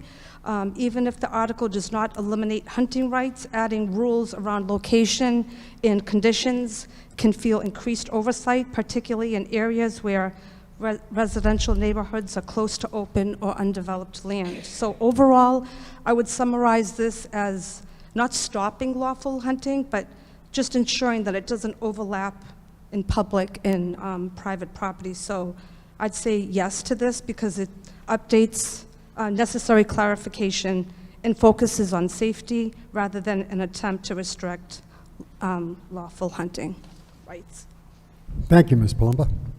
Further discussion on the amendment to Article, where are we, 36.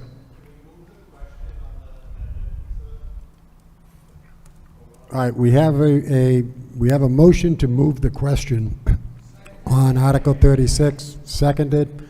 Any discussion? All right, all in favor of moving the question at this time? Opposed? All right, all in favor of the amendment to add to the end of,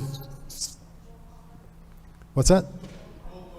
Okay, everyone in favor of the amendment to add to the current bylaw number 60210, the line, no hunting of any kind in the Prankers Pond area. If you're in favor of that amendment, when the town clerk calls your name, signify by saying yes. If you're opposed, signify by saying no.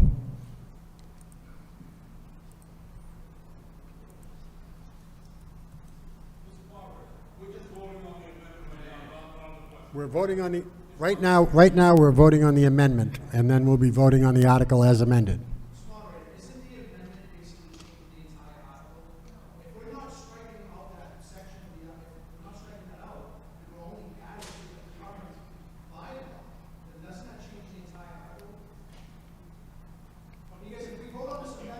No,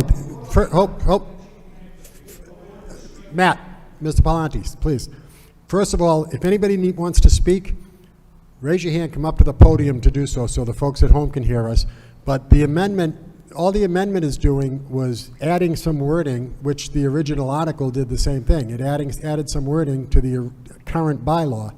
This changes what wording is being added, but that's why we're discussing it, debating it, and voting on it at this point, because the question's been called. So at this time, the clerk will call the rolls. If you're in favor, signify by saying yes. If you're opposed, no. Arsenal. Bartolo. Bell. Berube. Bonito. Camuso. Japoris. Connors. Costello. Cross is not here. Davis. Delios. Damonte. DiFilippo. Doherty. Dunn. Fossey. Ferrari. Gill. Goodwin. Grabowski. Herman Durant. Hickman. Kelly. Lincoln. Lepresti is not, oh, Lepresti, you are here. Nice to have you. Malone. In stealth mode. Manugian. Marchese. McCarthy. McCullough. Meredith. Michella. Nichols. Nuzzo. Ostro Mason. Palumba. Panetta. Panico. Paolini. Parlente. Parziale. Rossetti is not here. Shanna. Scazzarella. Shalkowski. Taligan. Wallace. Whitcomb. Worthley. 46 yes, 1 nay, 2 absent. Well, Article 36 is amended. Any discussion on Article 36 as amended? Seeing none, we'll call the question. All in favor of Article 36 as presented and amended, signify by saying aye. All opposed? I did hear some opposition, so you know what I'm going to do? I'm going to ask if the tellers would please rise. All in favor of Article 36 as amended, please raise your right hand. The tellers will take the count, just so we get an accurate.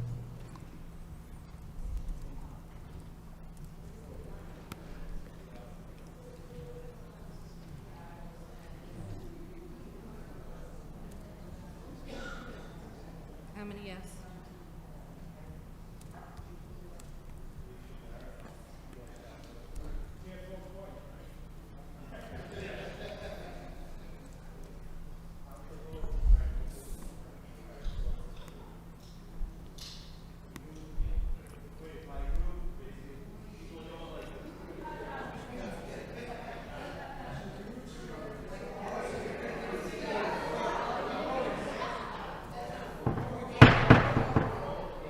If you could, just, yeah, put your hand up and keep it up for a second while the tellers take the count. All in favor of Article 36 as amended? Just count the hands.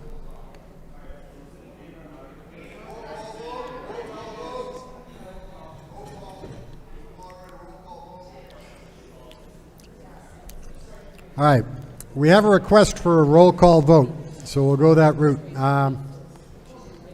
Once again, if you're in favor of Article 36 as amended, when the clerk calls your name, signify by saying aye. If you're opposed, signify by saying no. Madam Secretary, Clerk? Yep, give me a second, because now I have to change it.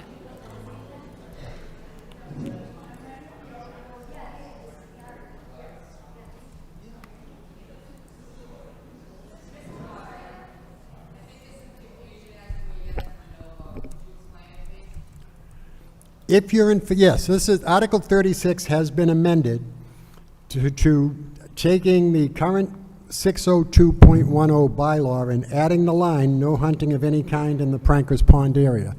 That's the article that's now before you. And if you vote yes, then you are accepting that wording that that no hunting of any kind in the Prankers Pond area is added to the current bylaw. Right. Yes.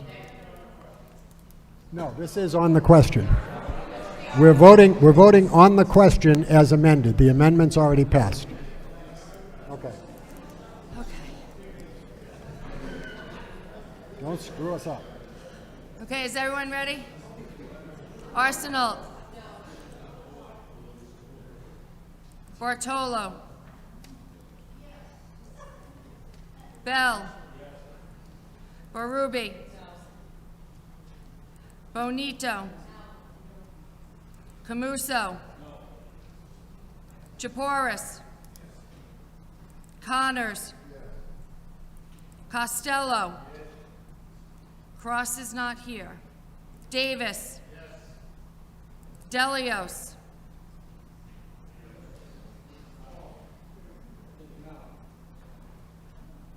DeMonte. DiFilippo. Doherty. Dunn. Fossey. Ferrari. Gill. Goodwin. Grabowski. Herman Durant. Hickman. Kelly. Hickman's no. Okay. Kelly. Lincoln. Lepresti. Malone. Manugian. Marchese. McCarthy. McCullough. Meredith. Moschella. Nichols. That's okay. Nuzzo. Ostro Mason. Palumba. Panetta. Panico. Paolini. Parlente. Parziale. Rossetti's not here. Shenna. Scazzarella. Shelkowski. Taligan. Wallace.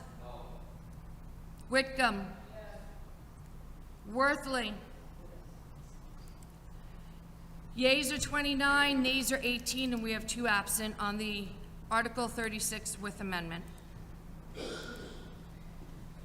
So Article 36 has passed.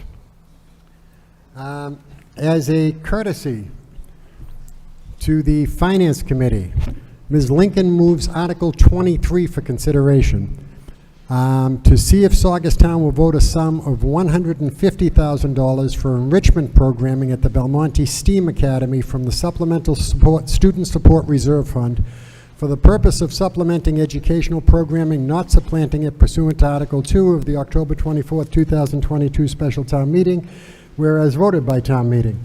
The Saugus Public Schools Supplemental Student Support Reserve Fund is hereby incorporated by reference. Said funds shall be transferred to a special revenue fund specifically for an enrichment program at the Belmonte STEAM Academy to be expended for the purpose stated in the proposal in Article 2, referenced above and in accordance with Mass General laws. The recommendation from the Finance Committee was for indefinite postponement on Article 23. Do I have a second on the Finance Committee's recommendation? All right, moved and seconded. Any discussion on the Finance Committee's recommendation for Article 23? Okay, hearing none, I'll call the question. All in favor of the Finance Committee's recommendation for indefinite postponement on Article 23 signify by saying aye. Aye. All opposed? Article 23 is indefinitely postponed. As a courtesy to the Finance Committee, Ms. Lincoln moves Article 24 for consideration to see if the Saugus Town will vote a sum of money, $150,000, for enrichment programming at Saugus Middle School from the Supplemental Student Support Reserve Fund for the purpose of supplementing educational programming, not supplanting it pursuant to Article 2 of the October 24, 2022 special town meeting, whereas voted by town meeting. The Saugus Public Schools Supplemental Student Support Reserve Fund is hereby incorporated by reference. Said fund shall be transferred to a special revenue fund specifically for an enrichment program at the Saugus Middle School to be expended for the purposes stated in the proposal in Article 2 referenced above and in accordance with Mass General laws. The Finance Committee voted to recommend the town appropriate $150,000 for enrichment programming at the Saugus Middle School for the purpose of supplementing educational program, not supplanting it, pursuant to Article 2 of the October 24th, 2022 special town meeting, whereas voted by town meeting. The source of funding is the Supplemental Student Support Reserve Fund, and said fund shall be transferred to a special revenue fund to be expended for the purposes stated in the proposal as presented to town meeting and in accordance with Mass General laws. Do I have a second on the Finance Committee's recommendation for Article 24? Moved and seconded. Any discussion? Article 24, Mr. Bell.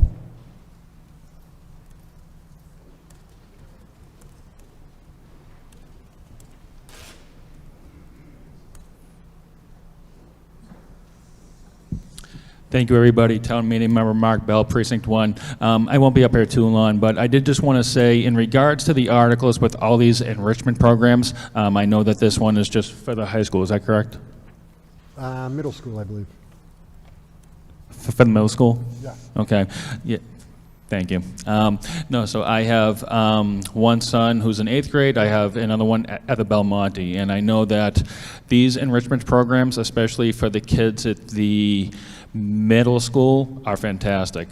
They have just done a lot in regards, like I know that both my kids have done a newspaper club, a Spanish club, a walking club. All these enrichment programs are really enjoyed by the kids, and especially too by the parents as well. So I think that any articles with these enrichment programs, I know that we're just voting on one right now, but I can't speak enough about these enrichment programs, and I hope you support the article. Thank you. Thank you, Mr. Bell. Any further discussion on Article 24? Okay, seeing none, I'll call the question. All in favor of the Finance Committee's recommendation to appropriate $150,000 for enrichment programming at the Saugus Middle School from the Supplemental Student Support Reserve Fund, please signify by saying aye. All opposed? Article 24 has passed. As a courtesy to the FinCom, Ms. Lincoln moves Article 25 for consideration to see if Saugus Town will vote the sum of money $50,000 for enrichment programming at the Veterans Early Learning Center from the Supplemental Student Support Reserve Fund for the purpose of supplementing educational programming, not supplanting it, pursuant to Article 2 of the October 24, 2022 special town meeting, whereas voted by town meeting. The Saugus Public Schools Supplemental Student Support Reserve Fund is hereby incorporated by reference. Said fund shall be transferred to a special revenue fund specifically for an enrichment program at the Veterans Early Learning Center to be expended for the purposes stated in the proposal in Article 2 referenced above and in accordance with Mass General Law. Finance Committee voted to recommend the town appropriate $50,000 for enrichment programming at the Veterans Early Learning Center for the purpose of supplementing educational programming, not supplanting it, pursuant to Article 2 of the October 24, 2022 special town meeting, whereas voted by town meeting. Source of funding is the Supplemental Student Support Reserve Fund, and said fund shall be transferred to a special revenue fund to be expended for the purposes stated in the proposal as presented to town meeting and in accordance with Mass General Law. Do I have a second on the Finance Committee recommendation for Article 25? Seconded. All right, Article 25, moved and seconded. Any discussion? All right, hearing none. All in favor of the Finance Committee's recommendation to appropriate $50,000 for enrichment programming at the Veterans Early Learning Center from the Supplemental Student Support Reserve Fund, please signify by saying aye. All opposed? Article 25 is passed. As a courtesy to the Finance Committee, Ms. Lincoln moves Article 26 for consideration to see if the town will vote a sum of money, $100,000, for supporting our middle and high school students in offering a unified assessment and learning platform from the Supplemental Student Support Reserve Fund for the purpose of supplementing educational programming, not supplanting it, pursuant to Article 2 of the October 24, 2022 special town meeting. Whereas voted by town meeting, the Saugus Public Schools Supplemental Student Support Reserve Fund is hereby incorporated by reference. Said fund shall be transferred to a special revenue fund specifically for programming at the Saugus Middle High School to be expended for the purposes stated in the proposal in Article 2 referenced above and in accordance with Mass General laws. The Finance Committee voted to recommend the town appropriate $100,000 for supporting middle and high school students in offering a unified assessment and learning platform for the purpose of supplementing educational programming, not supplanting it, pursuant to Article 2 of the October 24th, 2022 special town meeting. Whereas voted by town meeting, the source of funding is the Supplemental Student Support Reserve Fund, and said funds shall be transferred to a special revenue fund to be expended for the purposes stated in the proposal as presented to town meeting in accordance with Mass General laws. Do I have a second on the Finance Committee's recommendation for Article 26? All right, moved and seconded. Any discussion? Yes, we have an amendment. Oh, we have an amendment.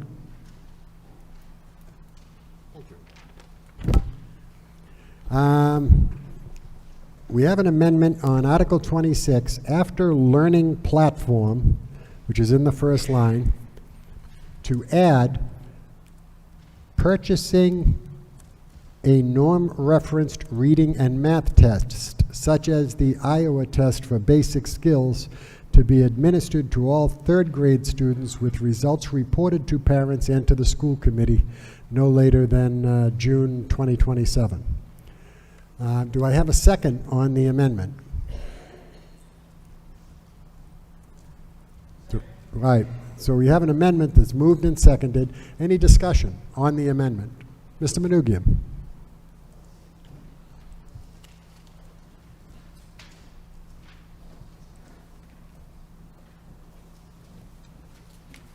Peter Manugian, the Precinct 10.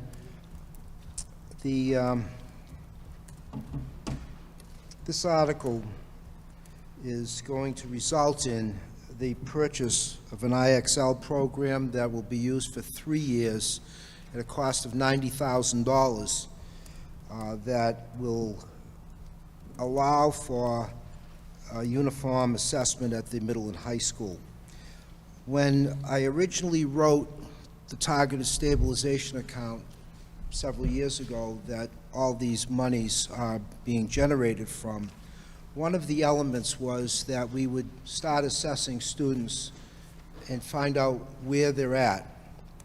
Currently, there is a Dibbles test used at the elementary level that can be administered and students can see where they're at, and parents can see. But the norm-referenced Iowa or ERB test is another example, at a cost of approximately $7,000. I did talk with Sue Turbin today. She's a curriculum director, and she's already had discussion with the Iowa people about having this test.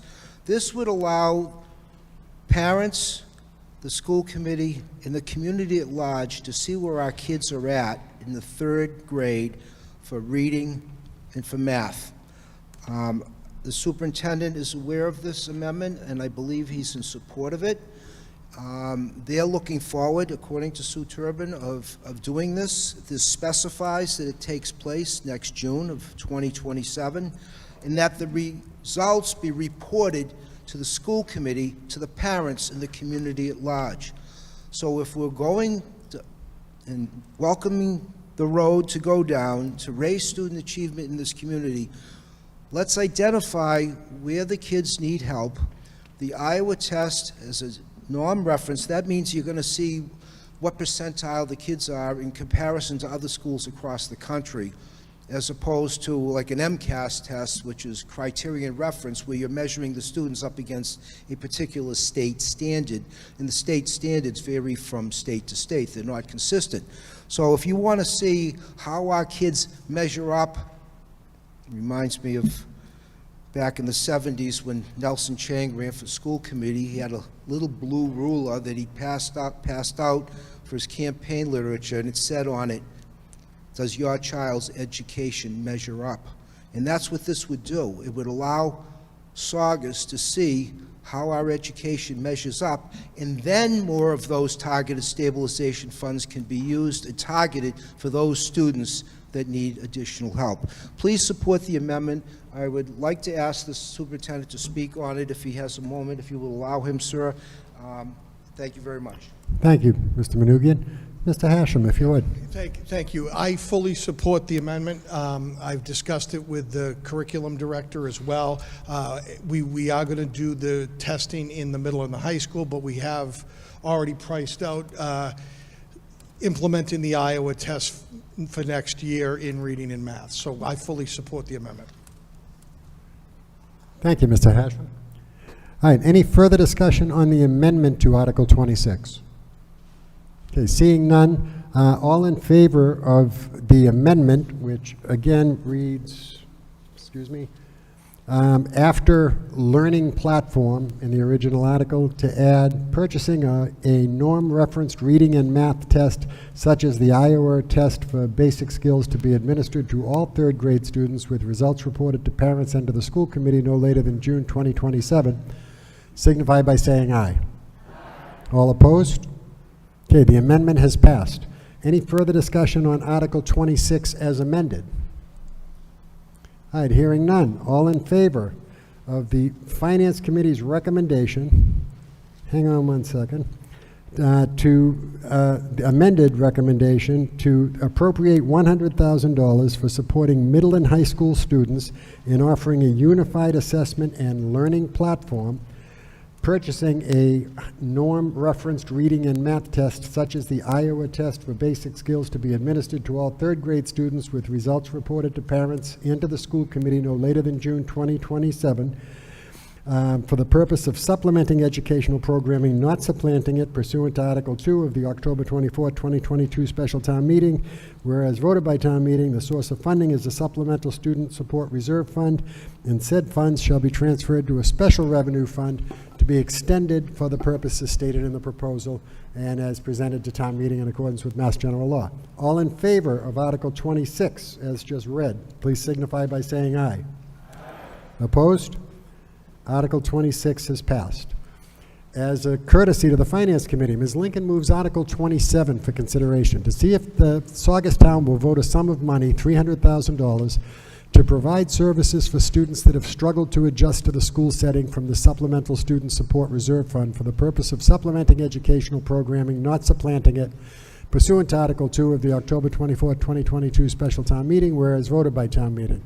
The Saugus Public Schools Supplemental Student Support Reserve Fund is hereby incorporated by reference. Said fund shall be transferred to a special revenue fund, specifically two specialists at the BSA and one at the VELC, to be expended for the purposes of stated in the proposal in Article 2.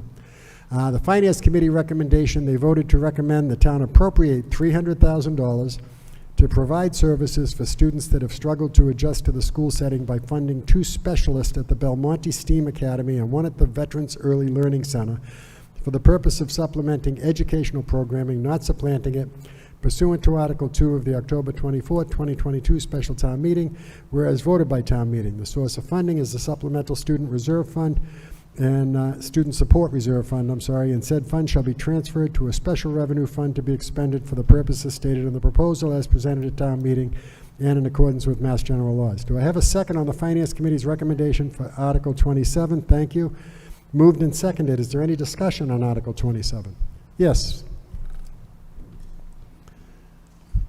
Mr. Palante.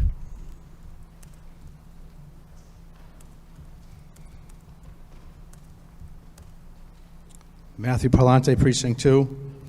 I'm in full support of this article.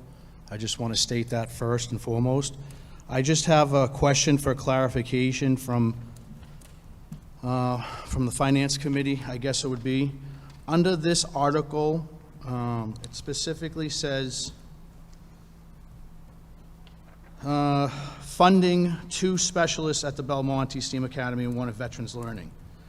Under the proposal that we have here, it consistently and constantly says pilot program, test program, pilot program, and under the proposal scope, it says allow for funding. In 2024, I proposed an article for a pilot program to be funded through this supplemental fund for a school resource officer in our schools. And it was denied by FinCom, saying you cannot use this money for salary. So I guess my question is just clarification on what's the difference between funding an SRO through this versus funding 3 specialists? Thank you, Mr. Palante.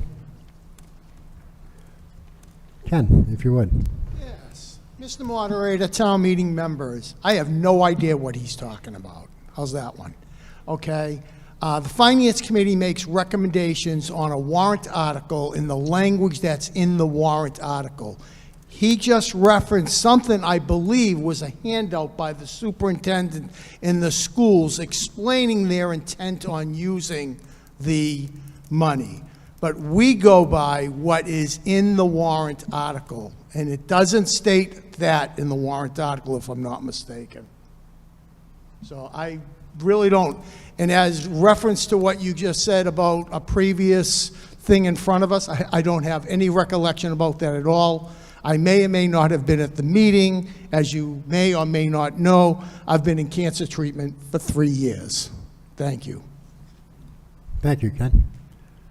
Any further discussion on Article 27?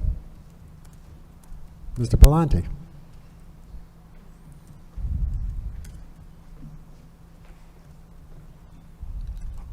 Mr. Chairman, I believe you actually weren't there, but where you're the chairman of the Finance Committee, I figured you're here and you could hopefully answer that question. I mean, in the warrant article, it says funding specialists. So funding specialists to me would be salary, if I'm not mistaken.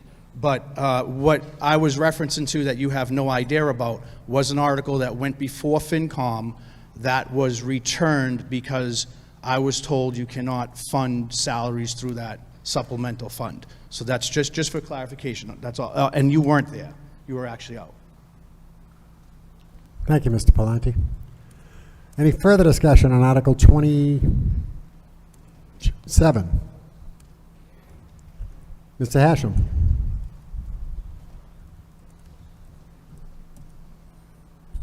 Thank you. Just to clarify, we are going to outsource this. This would not be any new employees to the town. We want to see if this model will work. So other school systems have tried this as well. So this would be outsourced. It would not be bringing in any new employees to the town. So it's not salaries. Thank you, Mr. Hashem.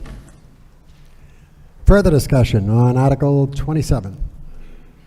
All right, seeing none, we'll call the question. All in favor of the Finance Committee's recommendation to appropriate $300,000 to provide services for students that have struggled to adjust to school settings by funding 2 specialists at the Belmonte STEAM Academy and 1 at the Veterans Early Learning Center, with the source of funding being the Supplemental Student Support Reserve Fund, please signify by saying aye. All opposed? Article 27 is passed.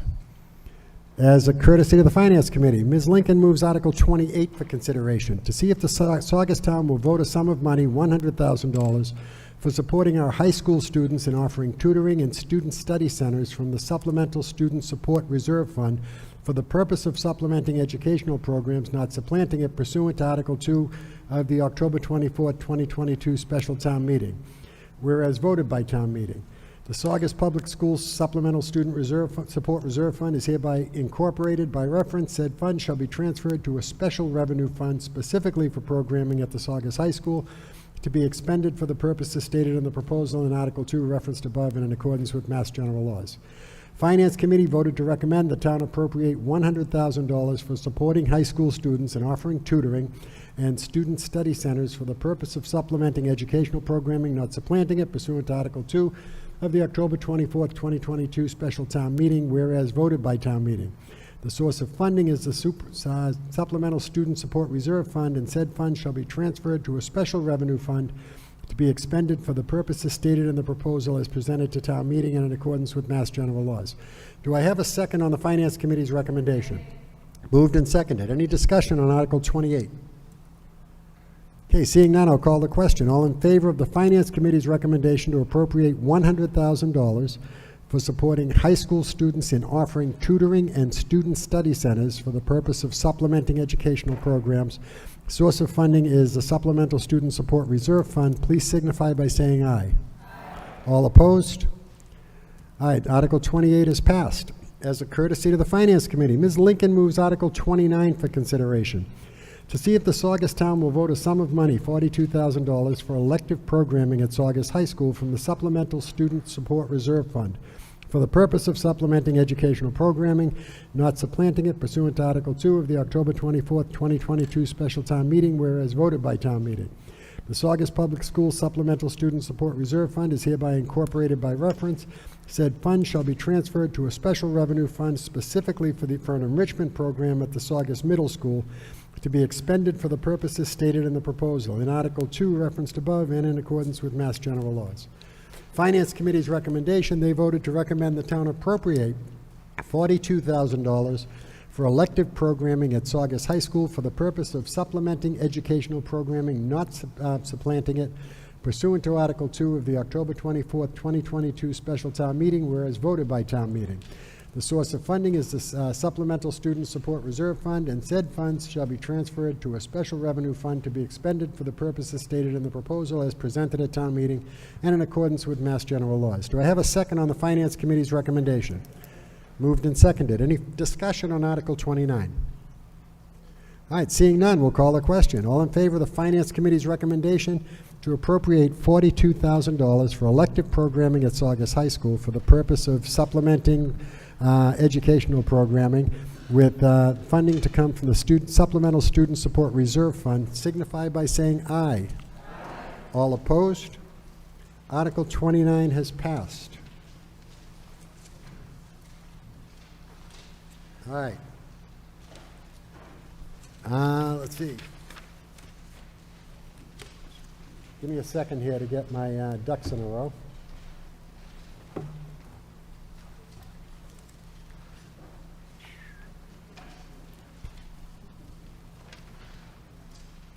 All right, Ms. Marchese moves Article 34 for consideration, and I believe we do have a handout on Article 34. If we could get have the tellers pass those along, please.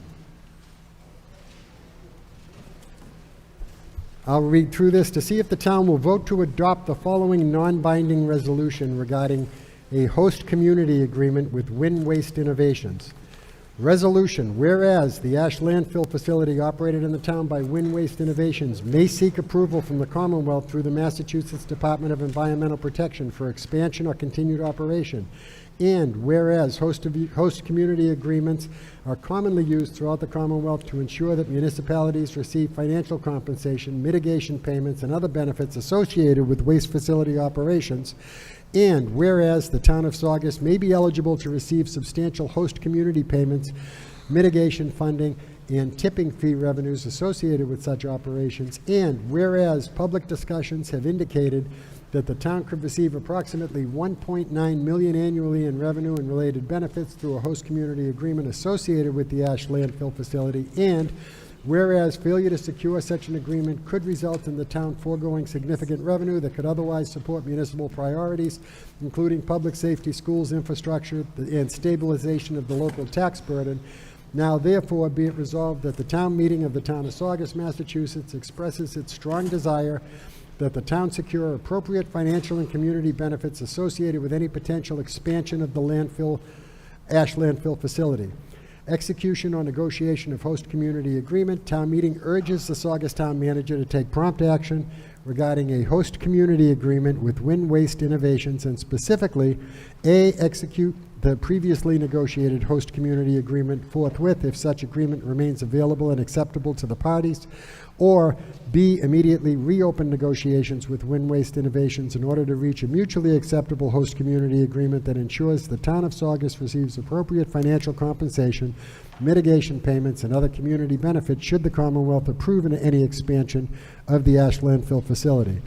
2, public status report. Town meeting further urges that the town manager and the Saugus Board of Selectmen provide a public status report within 90 days, either at a town meeting or at a public meeting of the Board of Selectmen, outlining the current status of host community agreement negotiations, the general financial framework under consideration, any obstacles preventing execution of such agreement, the anticipated timeline for reaching an agreement.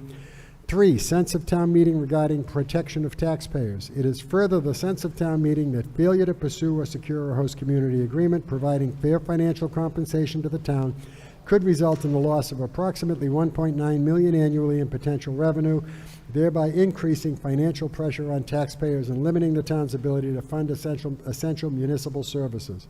Town meeting therefore encourages all responsible municipal officials to pursue reasonable negotiations that protect the financial interests of the town and its residents. 4, transmittal of resolution. Town meeting requests that a copy of this resolution be transmitted to the following officials and bodies: the Saugus Town Manager, the Saugus Board of Selectmen, the Massachusetts Department of Environmental Protection, the members of the Saugus delegation to the Massachusetts General Court, so that the position of the town meeting regarding the importance of securing a host community agreement and protecting the town's financial interest is formally communicated. This was submitted by Elizabeth Marchese, Town Meeting Precinct 2. Do I have a second? All right, made and seconded. We also have an amendment that was submitted by the maker.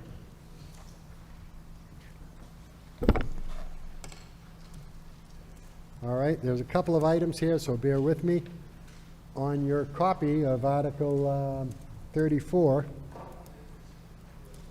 strike the following language to the resolution. Strike the whereas clause.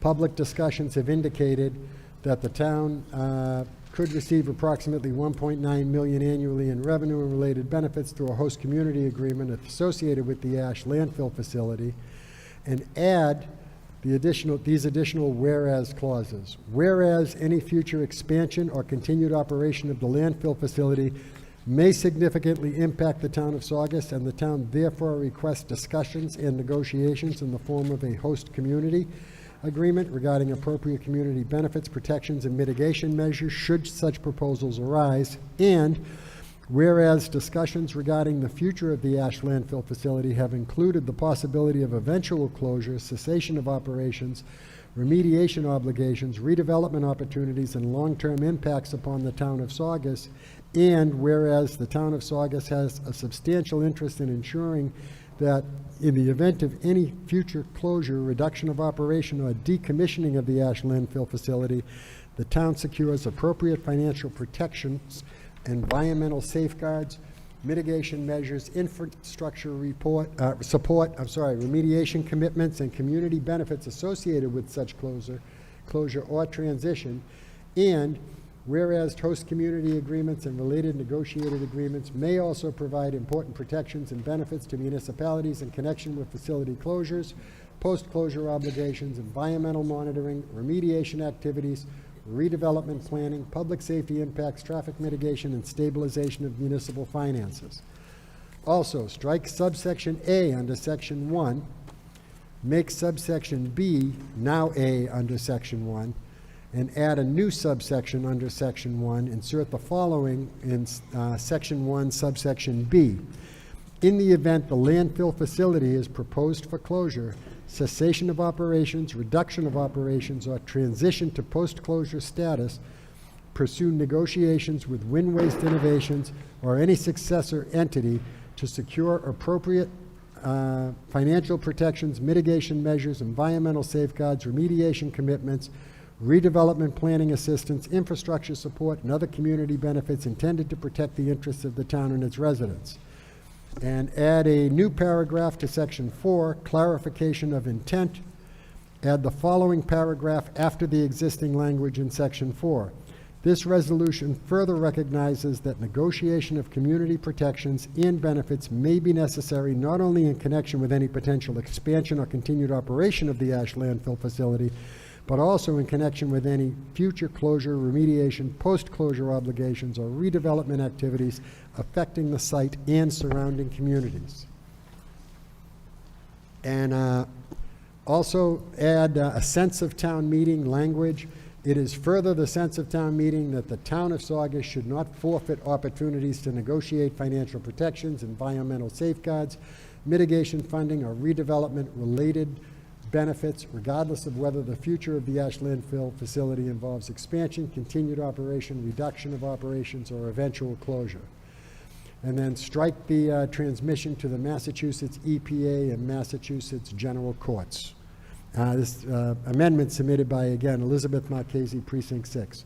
So do I have a second on the amendment to Article 34? All right. So that's moved and seconded. Any discussion on the amendment? Ms. Marchese. Go ahead.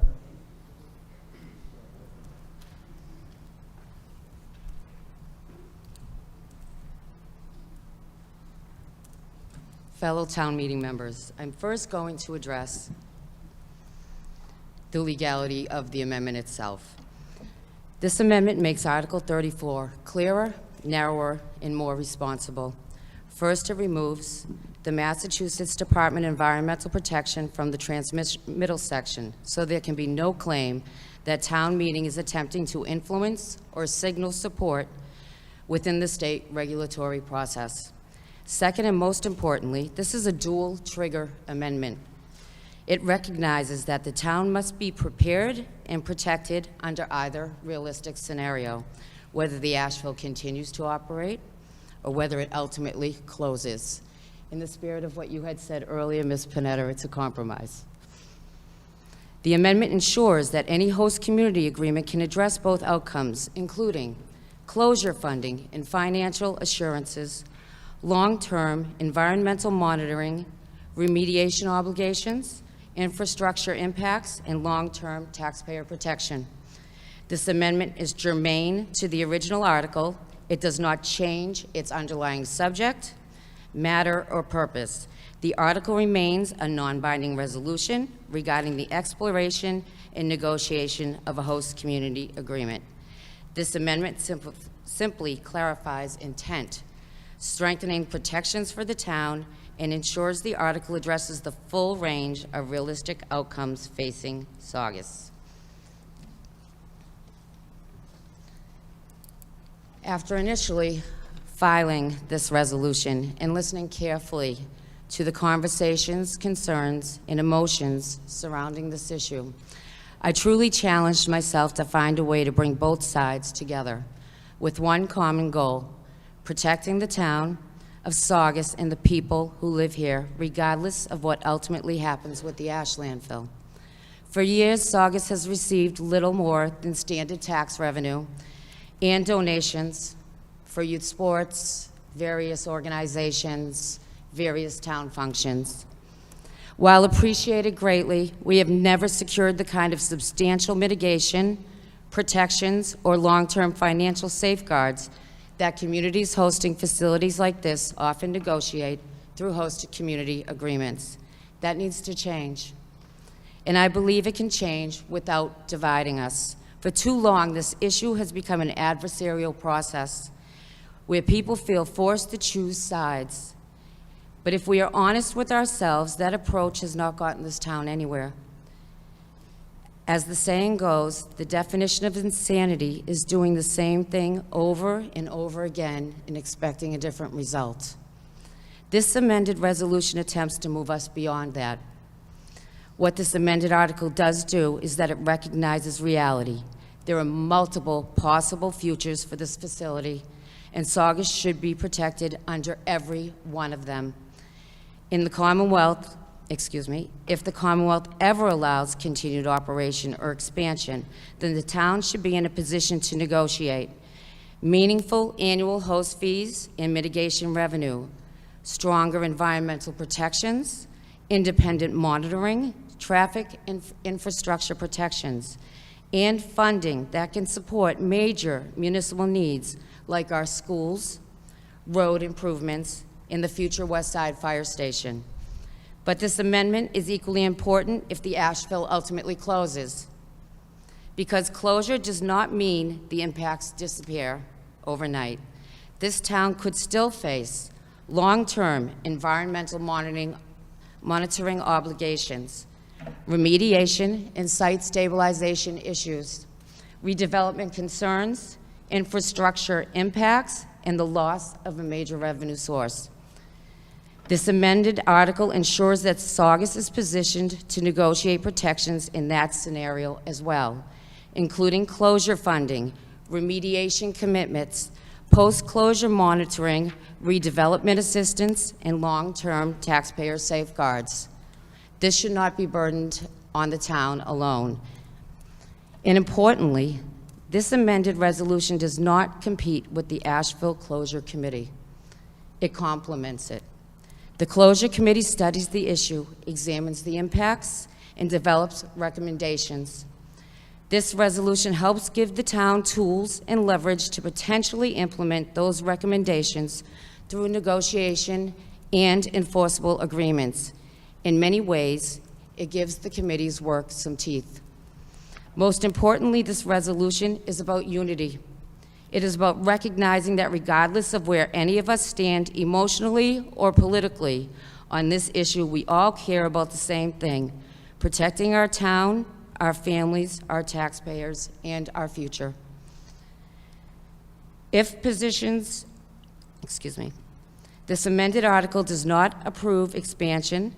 It does not bind the town to any particular outcome. It simply ensures that Saugus does not walk into any future scenario empty-handed.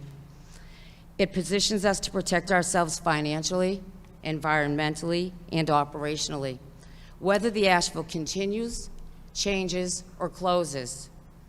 And if this passes, I truly believe that our town manager, surrounded by people with the best intentions for this community, can bring the right people together and get this done in a way that protects Saugus and moves this conversation forward productively. It is time for us to stop talking past each other and start working together. It is time to come together as one community and ensure that whatever happens next, Saugus is protected. Thank you. Thank you. Steve, Any further discussion? Mr. Manugian? Steve, when he's done, I have more handouts. They just brought me. Oh, okay. Mr. Manu, you can begin, but while you do that, if I could have the tellers come up. We have one more handout, I guess, on Article 34 that would like to, we need to distribute. There's 3 handouts. There's 3. Well, it's actually 3 handouts, but thank you. There's the first one. Do you want all 3 at the same time? Yeah, sure. Second one. And the third one.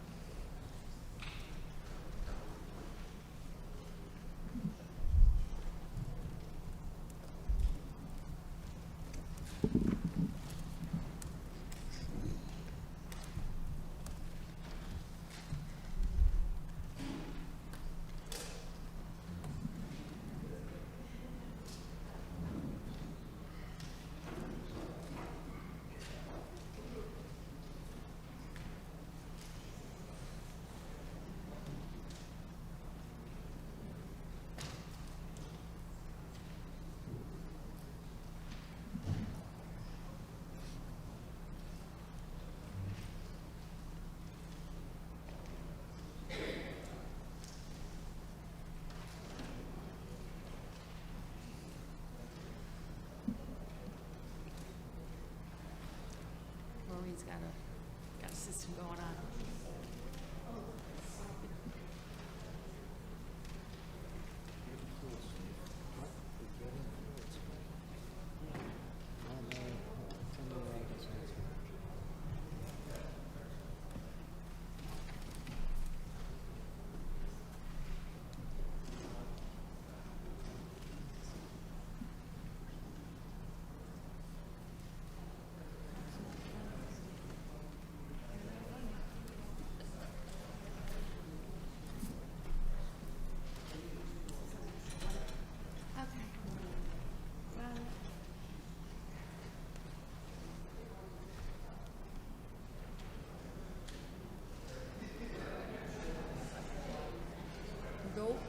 No extras whatsoever.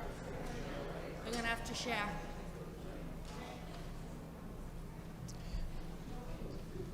Mr. Moderator, may I begin? Please, Mr. Peter Murray. Nugan, Precinct 10. I appreciate my colleague's amendment, but clearly, it states, town meeting urges the Saugus town manager to take prompt action regarding a host community agreement. Immediately reopen negotiations with Wind Waste. So in spite of the verbiage suggesting compromise and best interest of the town, it's asking the town manager to do something that he has no authority to do at this time, because the state has said the site is not suitable for expansion. I'm going to start with my ending. I ended, and I did this because my colleague from Precinct 6 brought up the kumbaya approach. Kumbaya would mean if we were united and not divided on this issue. Imagine if we demanded as a community that we have a new incinerator capable of 45 parts per million of NOx emissions like the one at Palm Beach, Florida. Rebuild the plant. It will cost over $1 billion to do so, as we forced them to do in 1989 with the installation of scrubbers in the tallest stack, when everyone said it could never be done. Well, Steve Angelo and the Resco Task Force, we got it done. Most costs would be passed on to those that use the facility or choose to use it. Let Wynn find another community desperate for revenue, unlike Saugus. We're not desperate for revenue yet, willing to host an ash landfill. Imagine if we demanded that all those commercially zoned acres were put to economic use that would yield far more revenue than the paltry sums described in this deal. You have before you, I've asked many of you, have you seen this supposed host community agreement? And each one of you have said, no, I don't have it. Well, here it is. It's dated January 12th, 2023. Okay? The original proposal, let me explain. You also have the host community agreement that was in tandem to the one that was originally adopted in 1977, followed up with this one in 1994.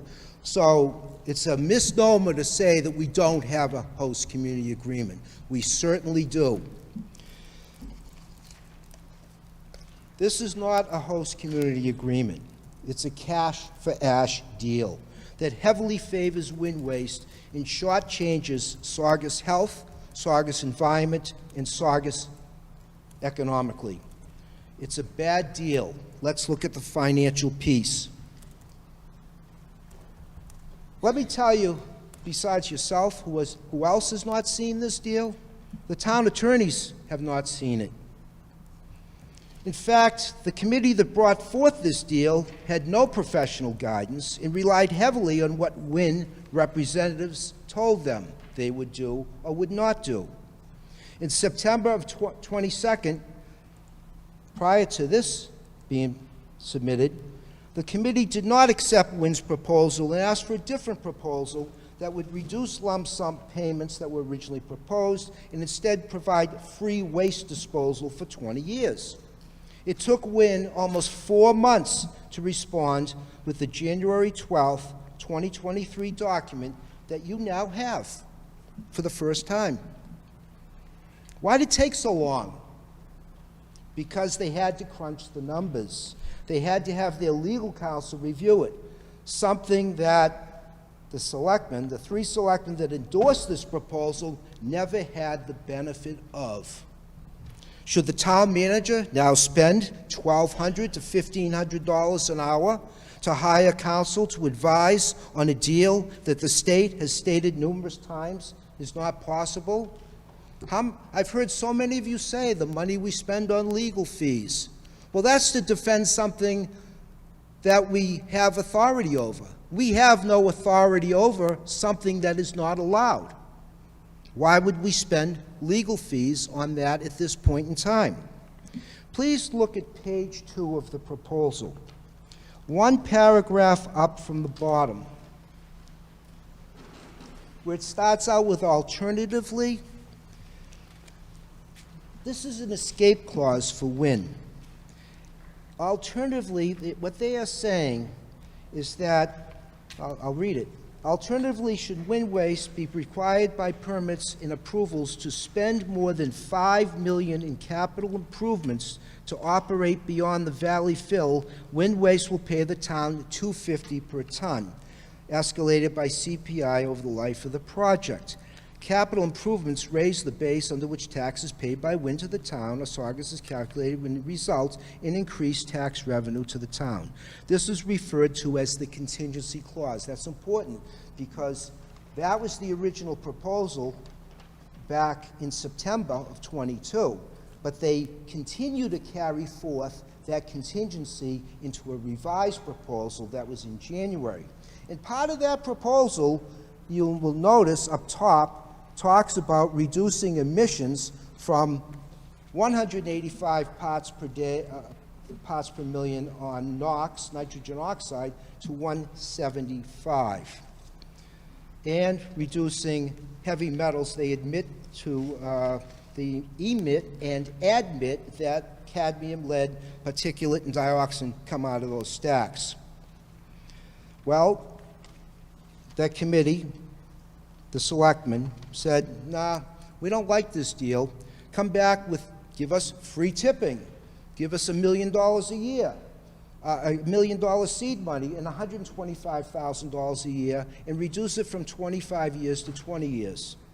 And that would be $2,500,000 over the life of the project.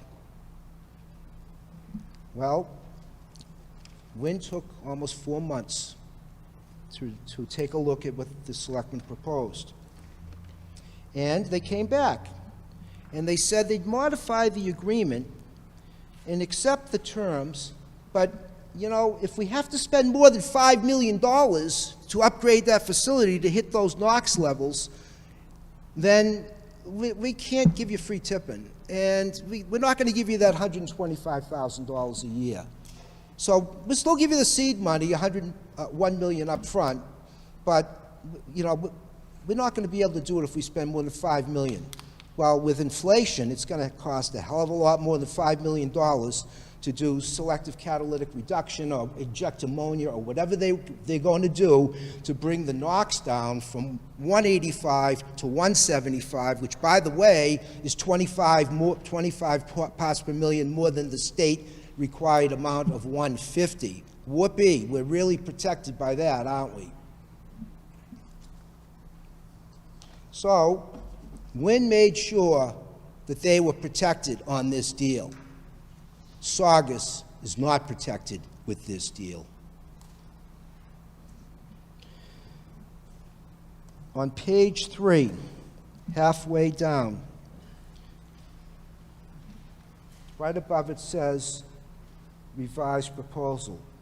While the reduced term of the agreement and the modification to the final financial benefits to the town are acceptable, without the contingency clause, the economics of the project are no longer viable, and we are unable to go forward with the changes to the host community agreement approved at the September 24th meeting. So they already knew then that unless they got the terms that they needed, they would have to pull out their ash disposal operation from Saugus, and they were obviously willing to do that.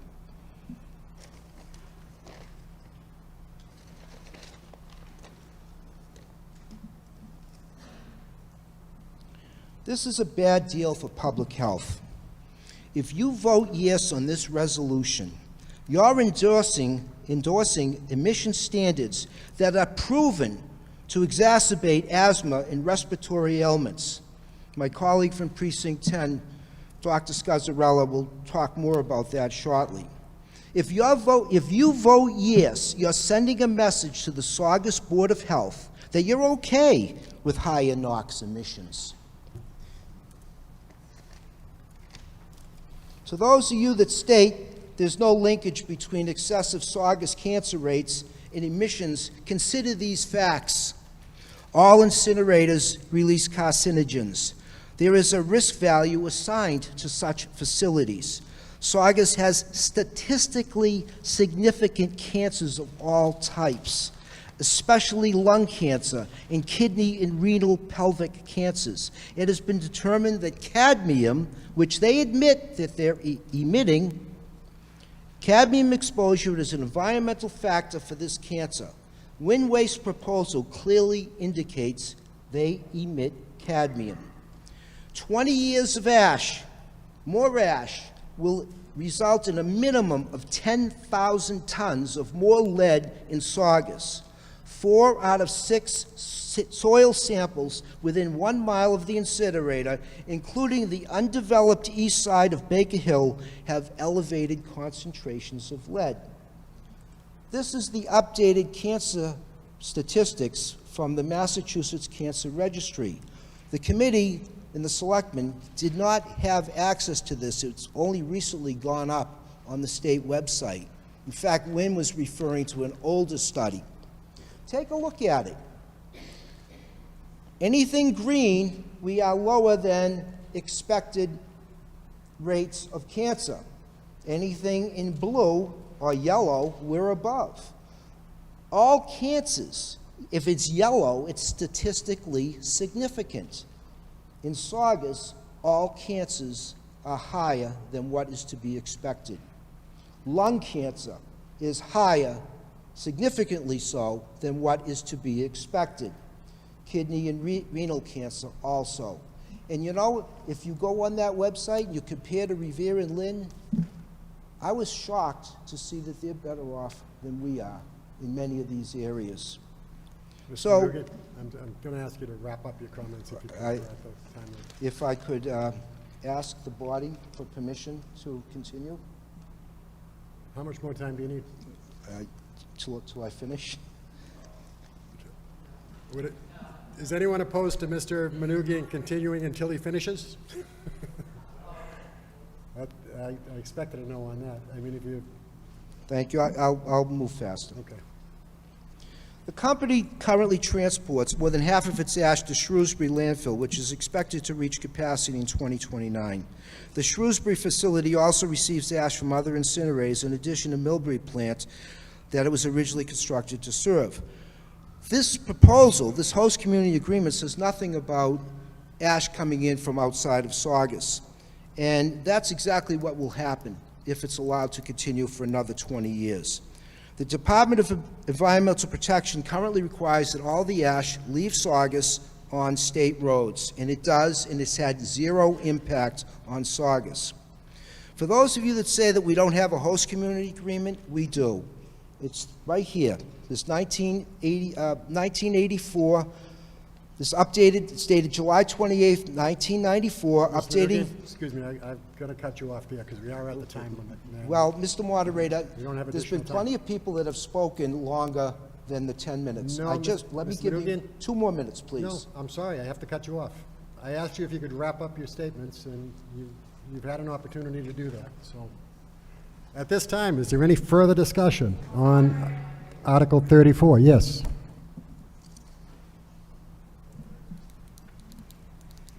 Hi, my name is Sarah Petrozelli. My address is 32 Western Ave in Precinct 2. I'm not a town meeting member, I'm just a resident. So as somebody who believes that the ash landfill should ultimately close because of its location in protected wetland and long-term environmental concerns surrounding it, I still strongly support Article 34 because I believe Saugus should negotiate from strength and not walk away from leverage. There seems to be a growing narrative that refusing to pursue an HCA will somehow force the closure of the incinerator itself. After spending significant time reviewing public information, mass DEP materials, reporting, and the current draft agreement, I do not believe that is the most likely outcome. My experience negotiating contracts over the last 10 years has taught me one thing very clearly. Timing matters, leverage matters, and knowing when to negotiate matters. For Saugus, that time is now. If the Commonwealth ultimately decides to allow continued operation of the ash landfill in any form, even temporarily to buy time, after permits are resolved, WIN will have far less incentive to negotiate meaningful protections or compensation for the town because they will already have secured what they need operationally. On the other hand, if the landfill ultimately closes, which I personally believe is the better outcome for the community because of its location and the environmental concerns surrounding it, the reality is that the negotiating window may close entirely. WIN would still continue operating a major waste-to-energy facility in our backyard, but without the same incentive to negotiate additional host community protections or benefits for Saugus residents. That is why I believe this moment matters. Right now, WIN is seeking leverage through a host community agreement, while Mass DEP has publicly made clear that the location of the landfill presents serious siting and environmental concerns. That creates a rare opportunity for Saugus to negotiate from a position of strength, not weakness. And if we are going to negotiate, then we should negotiate for the full reality of what this community has hosted for decades, the incinerator itself. The trucking impacts, the environmental oversight burden, the road wear, the air quality concerns, and the long-term consequences of decisions that were made more than 50 years ago, long before many current residents ever had a voice in them. One of the closest real-world comparisons to what Saugus is facing right now is the situation between Covanta and the city of Haverhill. Haverhill hosted both a waste-to-energy incinerator and an ash landfill very similar to Saugus. For years, the city dealt with many of the same debates we're hearing now: environmental concerns, landfill capacity issues, trucking concerns, whether negotiating with the operator legitimized the facility, and whether the incinerator itself would eventually close. What ultimately happened in Haverhill is important because it reflects the practical reality of what Saugus now finds itself in. In 2021, while the Haverhill ash landfill was already approaching the end of its usable life and entering its closure stages, the city of Haverhill still negotiated and approved a long-term host agreement with Covanta because the waste-to-energy facility itself was expected to continue operating. Most importantly, closure of the ash landfill did not automatically result in the closure of the incinerator. Instead, Covanta publicly acknowledged that ash would continue being hauled elsewhere once the landfill closed. Trucking and transportation simply became a larger operational component moving forward. That reality matters because it directly parallels what's happening in Saugus today. Mass DEP has made it increasingly clear that the location of the Saugus ash landfill presents major environmental siting concerns. I personally believe closure of the landfill is likely the right outcome for the long-term health of the marsh and the community. But acknowledging that reality does not change another reality. The incinerator itself is likely to continue operating unless the Commonwealth dramatically changes its broader waste disposal strategy. Massachusetts still relies heavily on waste-to-energy facilities, with more than 50% of its trash going to incinerators. And WIN is already trucking a significant portion of ash out of the town today. That means even if the landfill closes, the community may still continue experiencing impacts associated with the operation of the facility, including trucking pollution, road wear, traffic, diesel emissions, and the continued need for environmental monitoring and oversight. The idea that refusing to negotiate an HCA will somehow force immediate closure of the entire operation is simply not strongly supported by what happened in Haverhill or by the operational direction we are already seeing in Massachusetts. I'm sorry. Yes, that's fine. Wrap up your comments if you could. Basically, what I'm getting at is that Saugus deserves an agreement. We're in a position now where we have all the leverage. They want a host agreement from us, and if they want a host agreement from us, they need to pay for it. For the incinerator itself, the landfill is going to close. The state has made their position explicitly clear. We're going to have the burden of the incinerator for the foreseeable future, and we deserve all that comes with that, including a fund that they continually pay into to help mitigate the damage that they're doing to the community. Thank you very much for your time. Thank you for your comments. Mr. Ciccolini? Thank you, Mr. Moderator, ladies and gentlemen of town meeting, Mr. Manager, Mr. Town Council. So a lot of previous speakers have talked about a host community agreement and all of the reasons why we should or should not negotiate a host community agreement. Well, I think I can speak of I'm one of the guilty 3 selectmen who agreed to the terms of the previous aforementioned agreement. I, for one, don't trust the state. I've said this publicly. Do I support expansion? Absolutely not. Do I want it to expand? No, I don't. But why after 9 extensions do we think all of a sudden, because they're not going to change legislation and allow it to happen again? They need some place to put trash. I don't trust the state. If I can't trust the state, I wanted protections in place.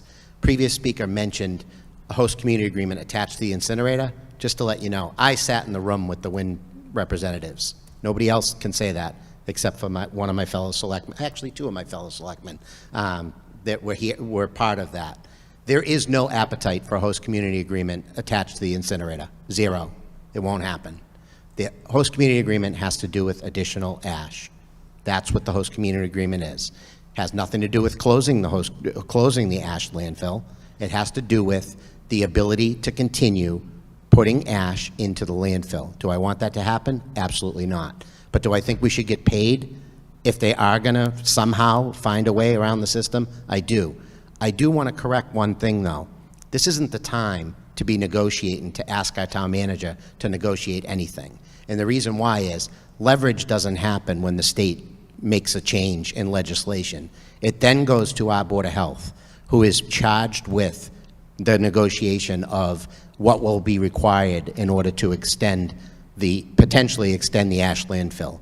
That's when they would have a discussion about if there's going to be a site assignment, if there has to be, if they're going to allow 5 years, 10 years. How can we negotiate the real terms of we were talking hypotheticals, 20 years, 20 feet. 50 feet never came up in discussions. That was used on an illustration for scale. It was 20 years, 20 feet, whichever came first.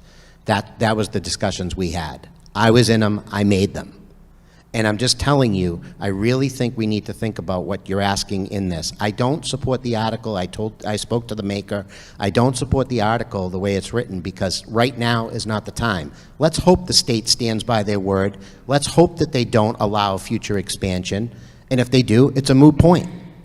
But if they do change the legislation and they do allow expansion, then it goes to our Board of Health. Then our town manager would work with the Board of Health. They'll come up with collective terms. We'll negotiate a host community agreement at that time. We have the leverage. It's our Board of Health that can make the decision to move forward or not. And at that time would be appropriate to have our town manager negotiate a host community agreement. So although I agree in principle with the need for a host community agreement, I do not believe the current time is the right time. That's just my honest opinion. So thank you very much, Mr. Speaker. Thank you, Mr. Ciccolini.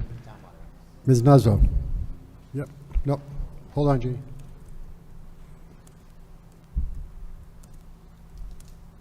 Yes. Thank you.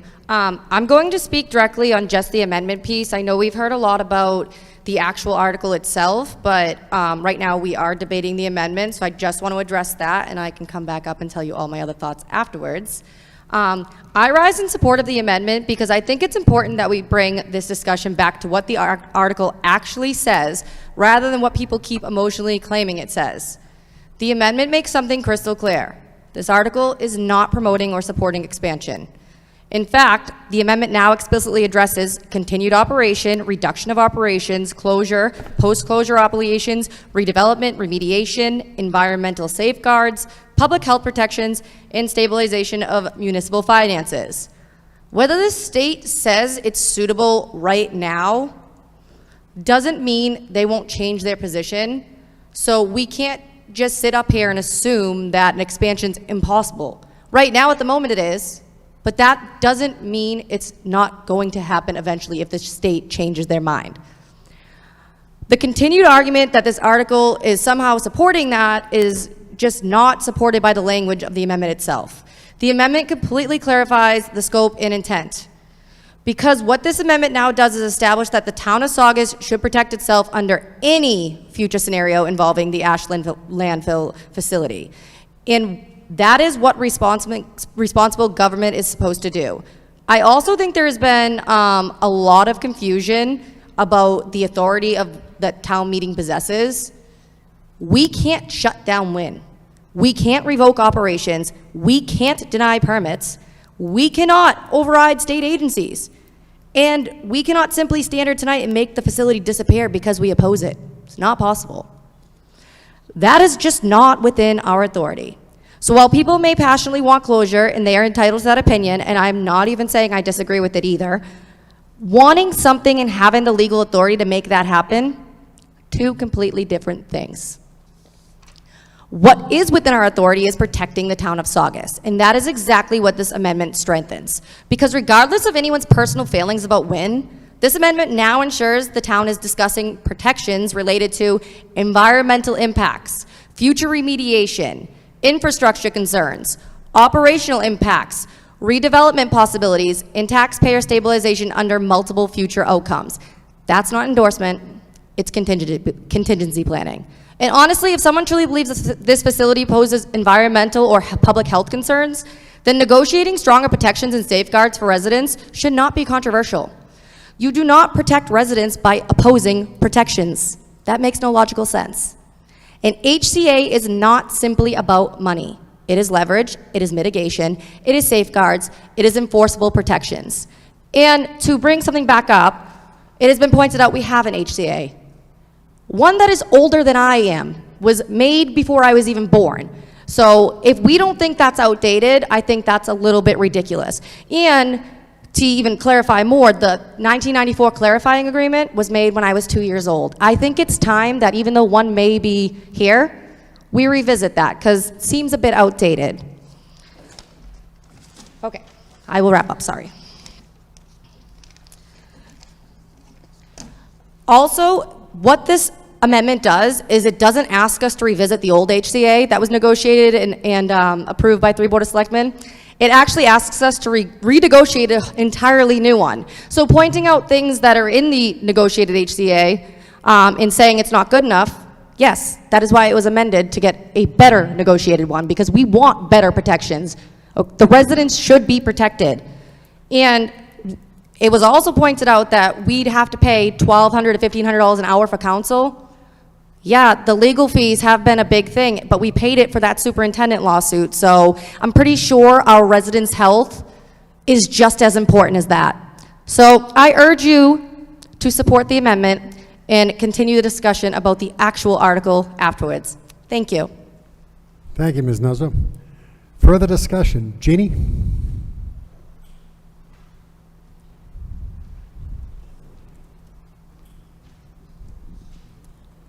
Jeannie Bartolo, Precinct 6.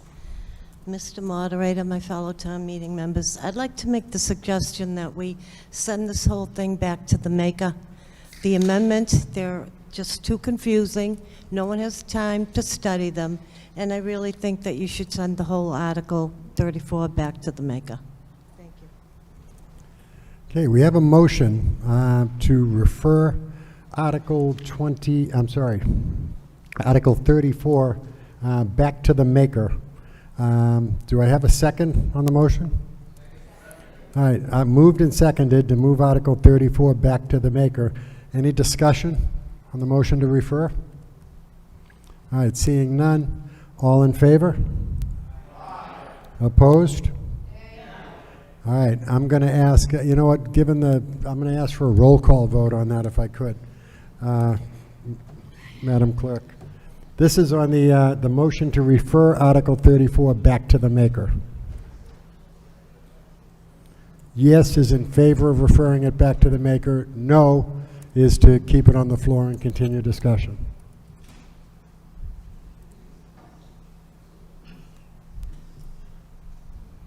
Arsenault. No. Bartolo. Yes. Bell. I'm sorry, what?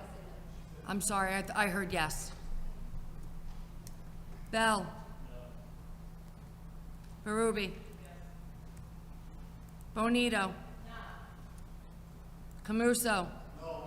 Chaporis. Yes. Connors. Yes. Costello. Yes. Cross is not here. Davis. Yes. Delios. Yes. DeMonte. DiFilippo. No. Doherty. Dunn. Yes. Fossey. No. Ferrari. Yes. Gill. No. Goodwin. Yes. Grabowski. Yes. Herman Durant. Yes. Hickman. Yes. Kelly. No. Lincoln. No. Lepresti. No. Malone. Yes. Manugian. Marchese. McCarthy. McCullough. Meredith. Marcella. Nichols. Nuzzo. Ostro Mason. Palumba. Panetta. Panico. Paolini. Parlente. Parziale. Rossetti is not here. Shenna. Scazzarella. Shalkowski. Taligan. Wallace. Whitcomb. Worthley. The yeses are 28, nays are 19, 2 are absent to refer back to the maker. So with that, Article 34 is referred back to the maker. Given the hour, it's currently 10:21. We have 10 items available to us that we will pick up next week and continue from there. Again, the budget and the water and sewer and PEG access will be taking up that June 1st meeting. So with that, I would entertain a motion to adjourn. Moved and seconded. All in favor? Opposed? Have a good evening, guys, and we'll see you here next week.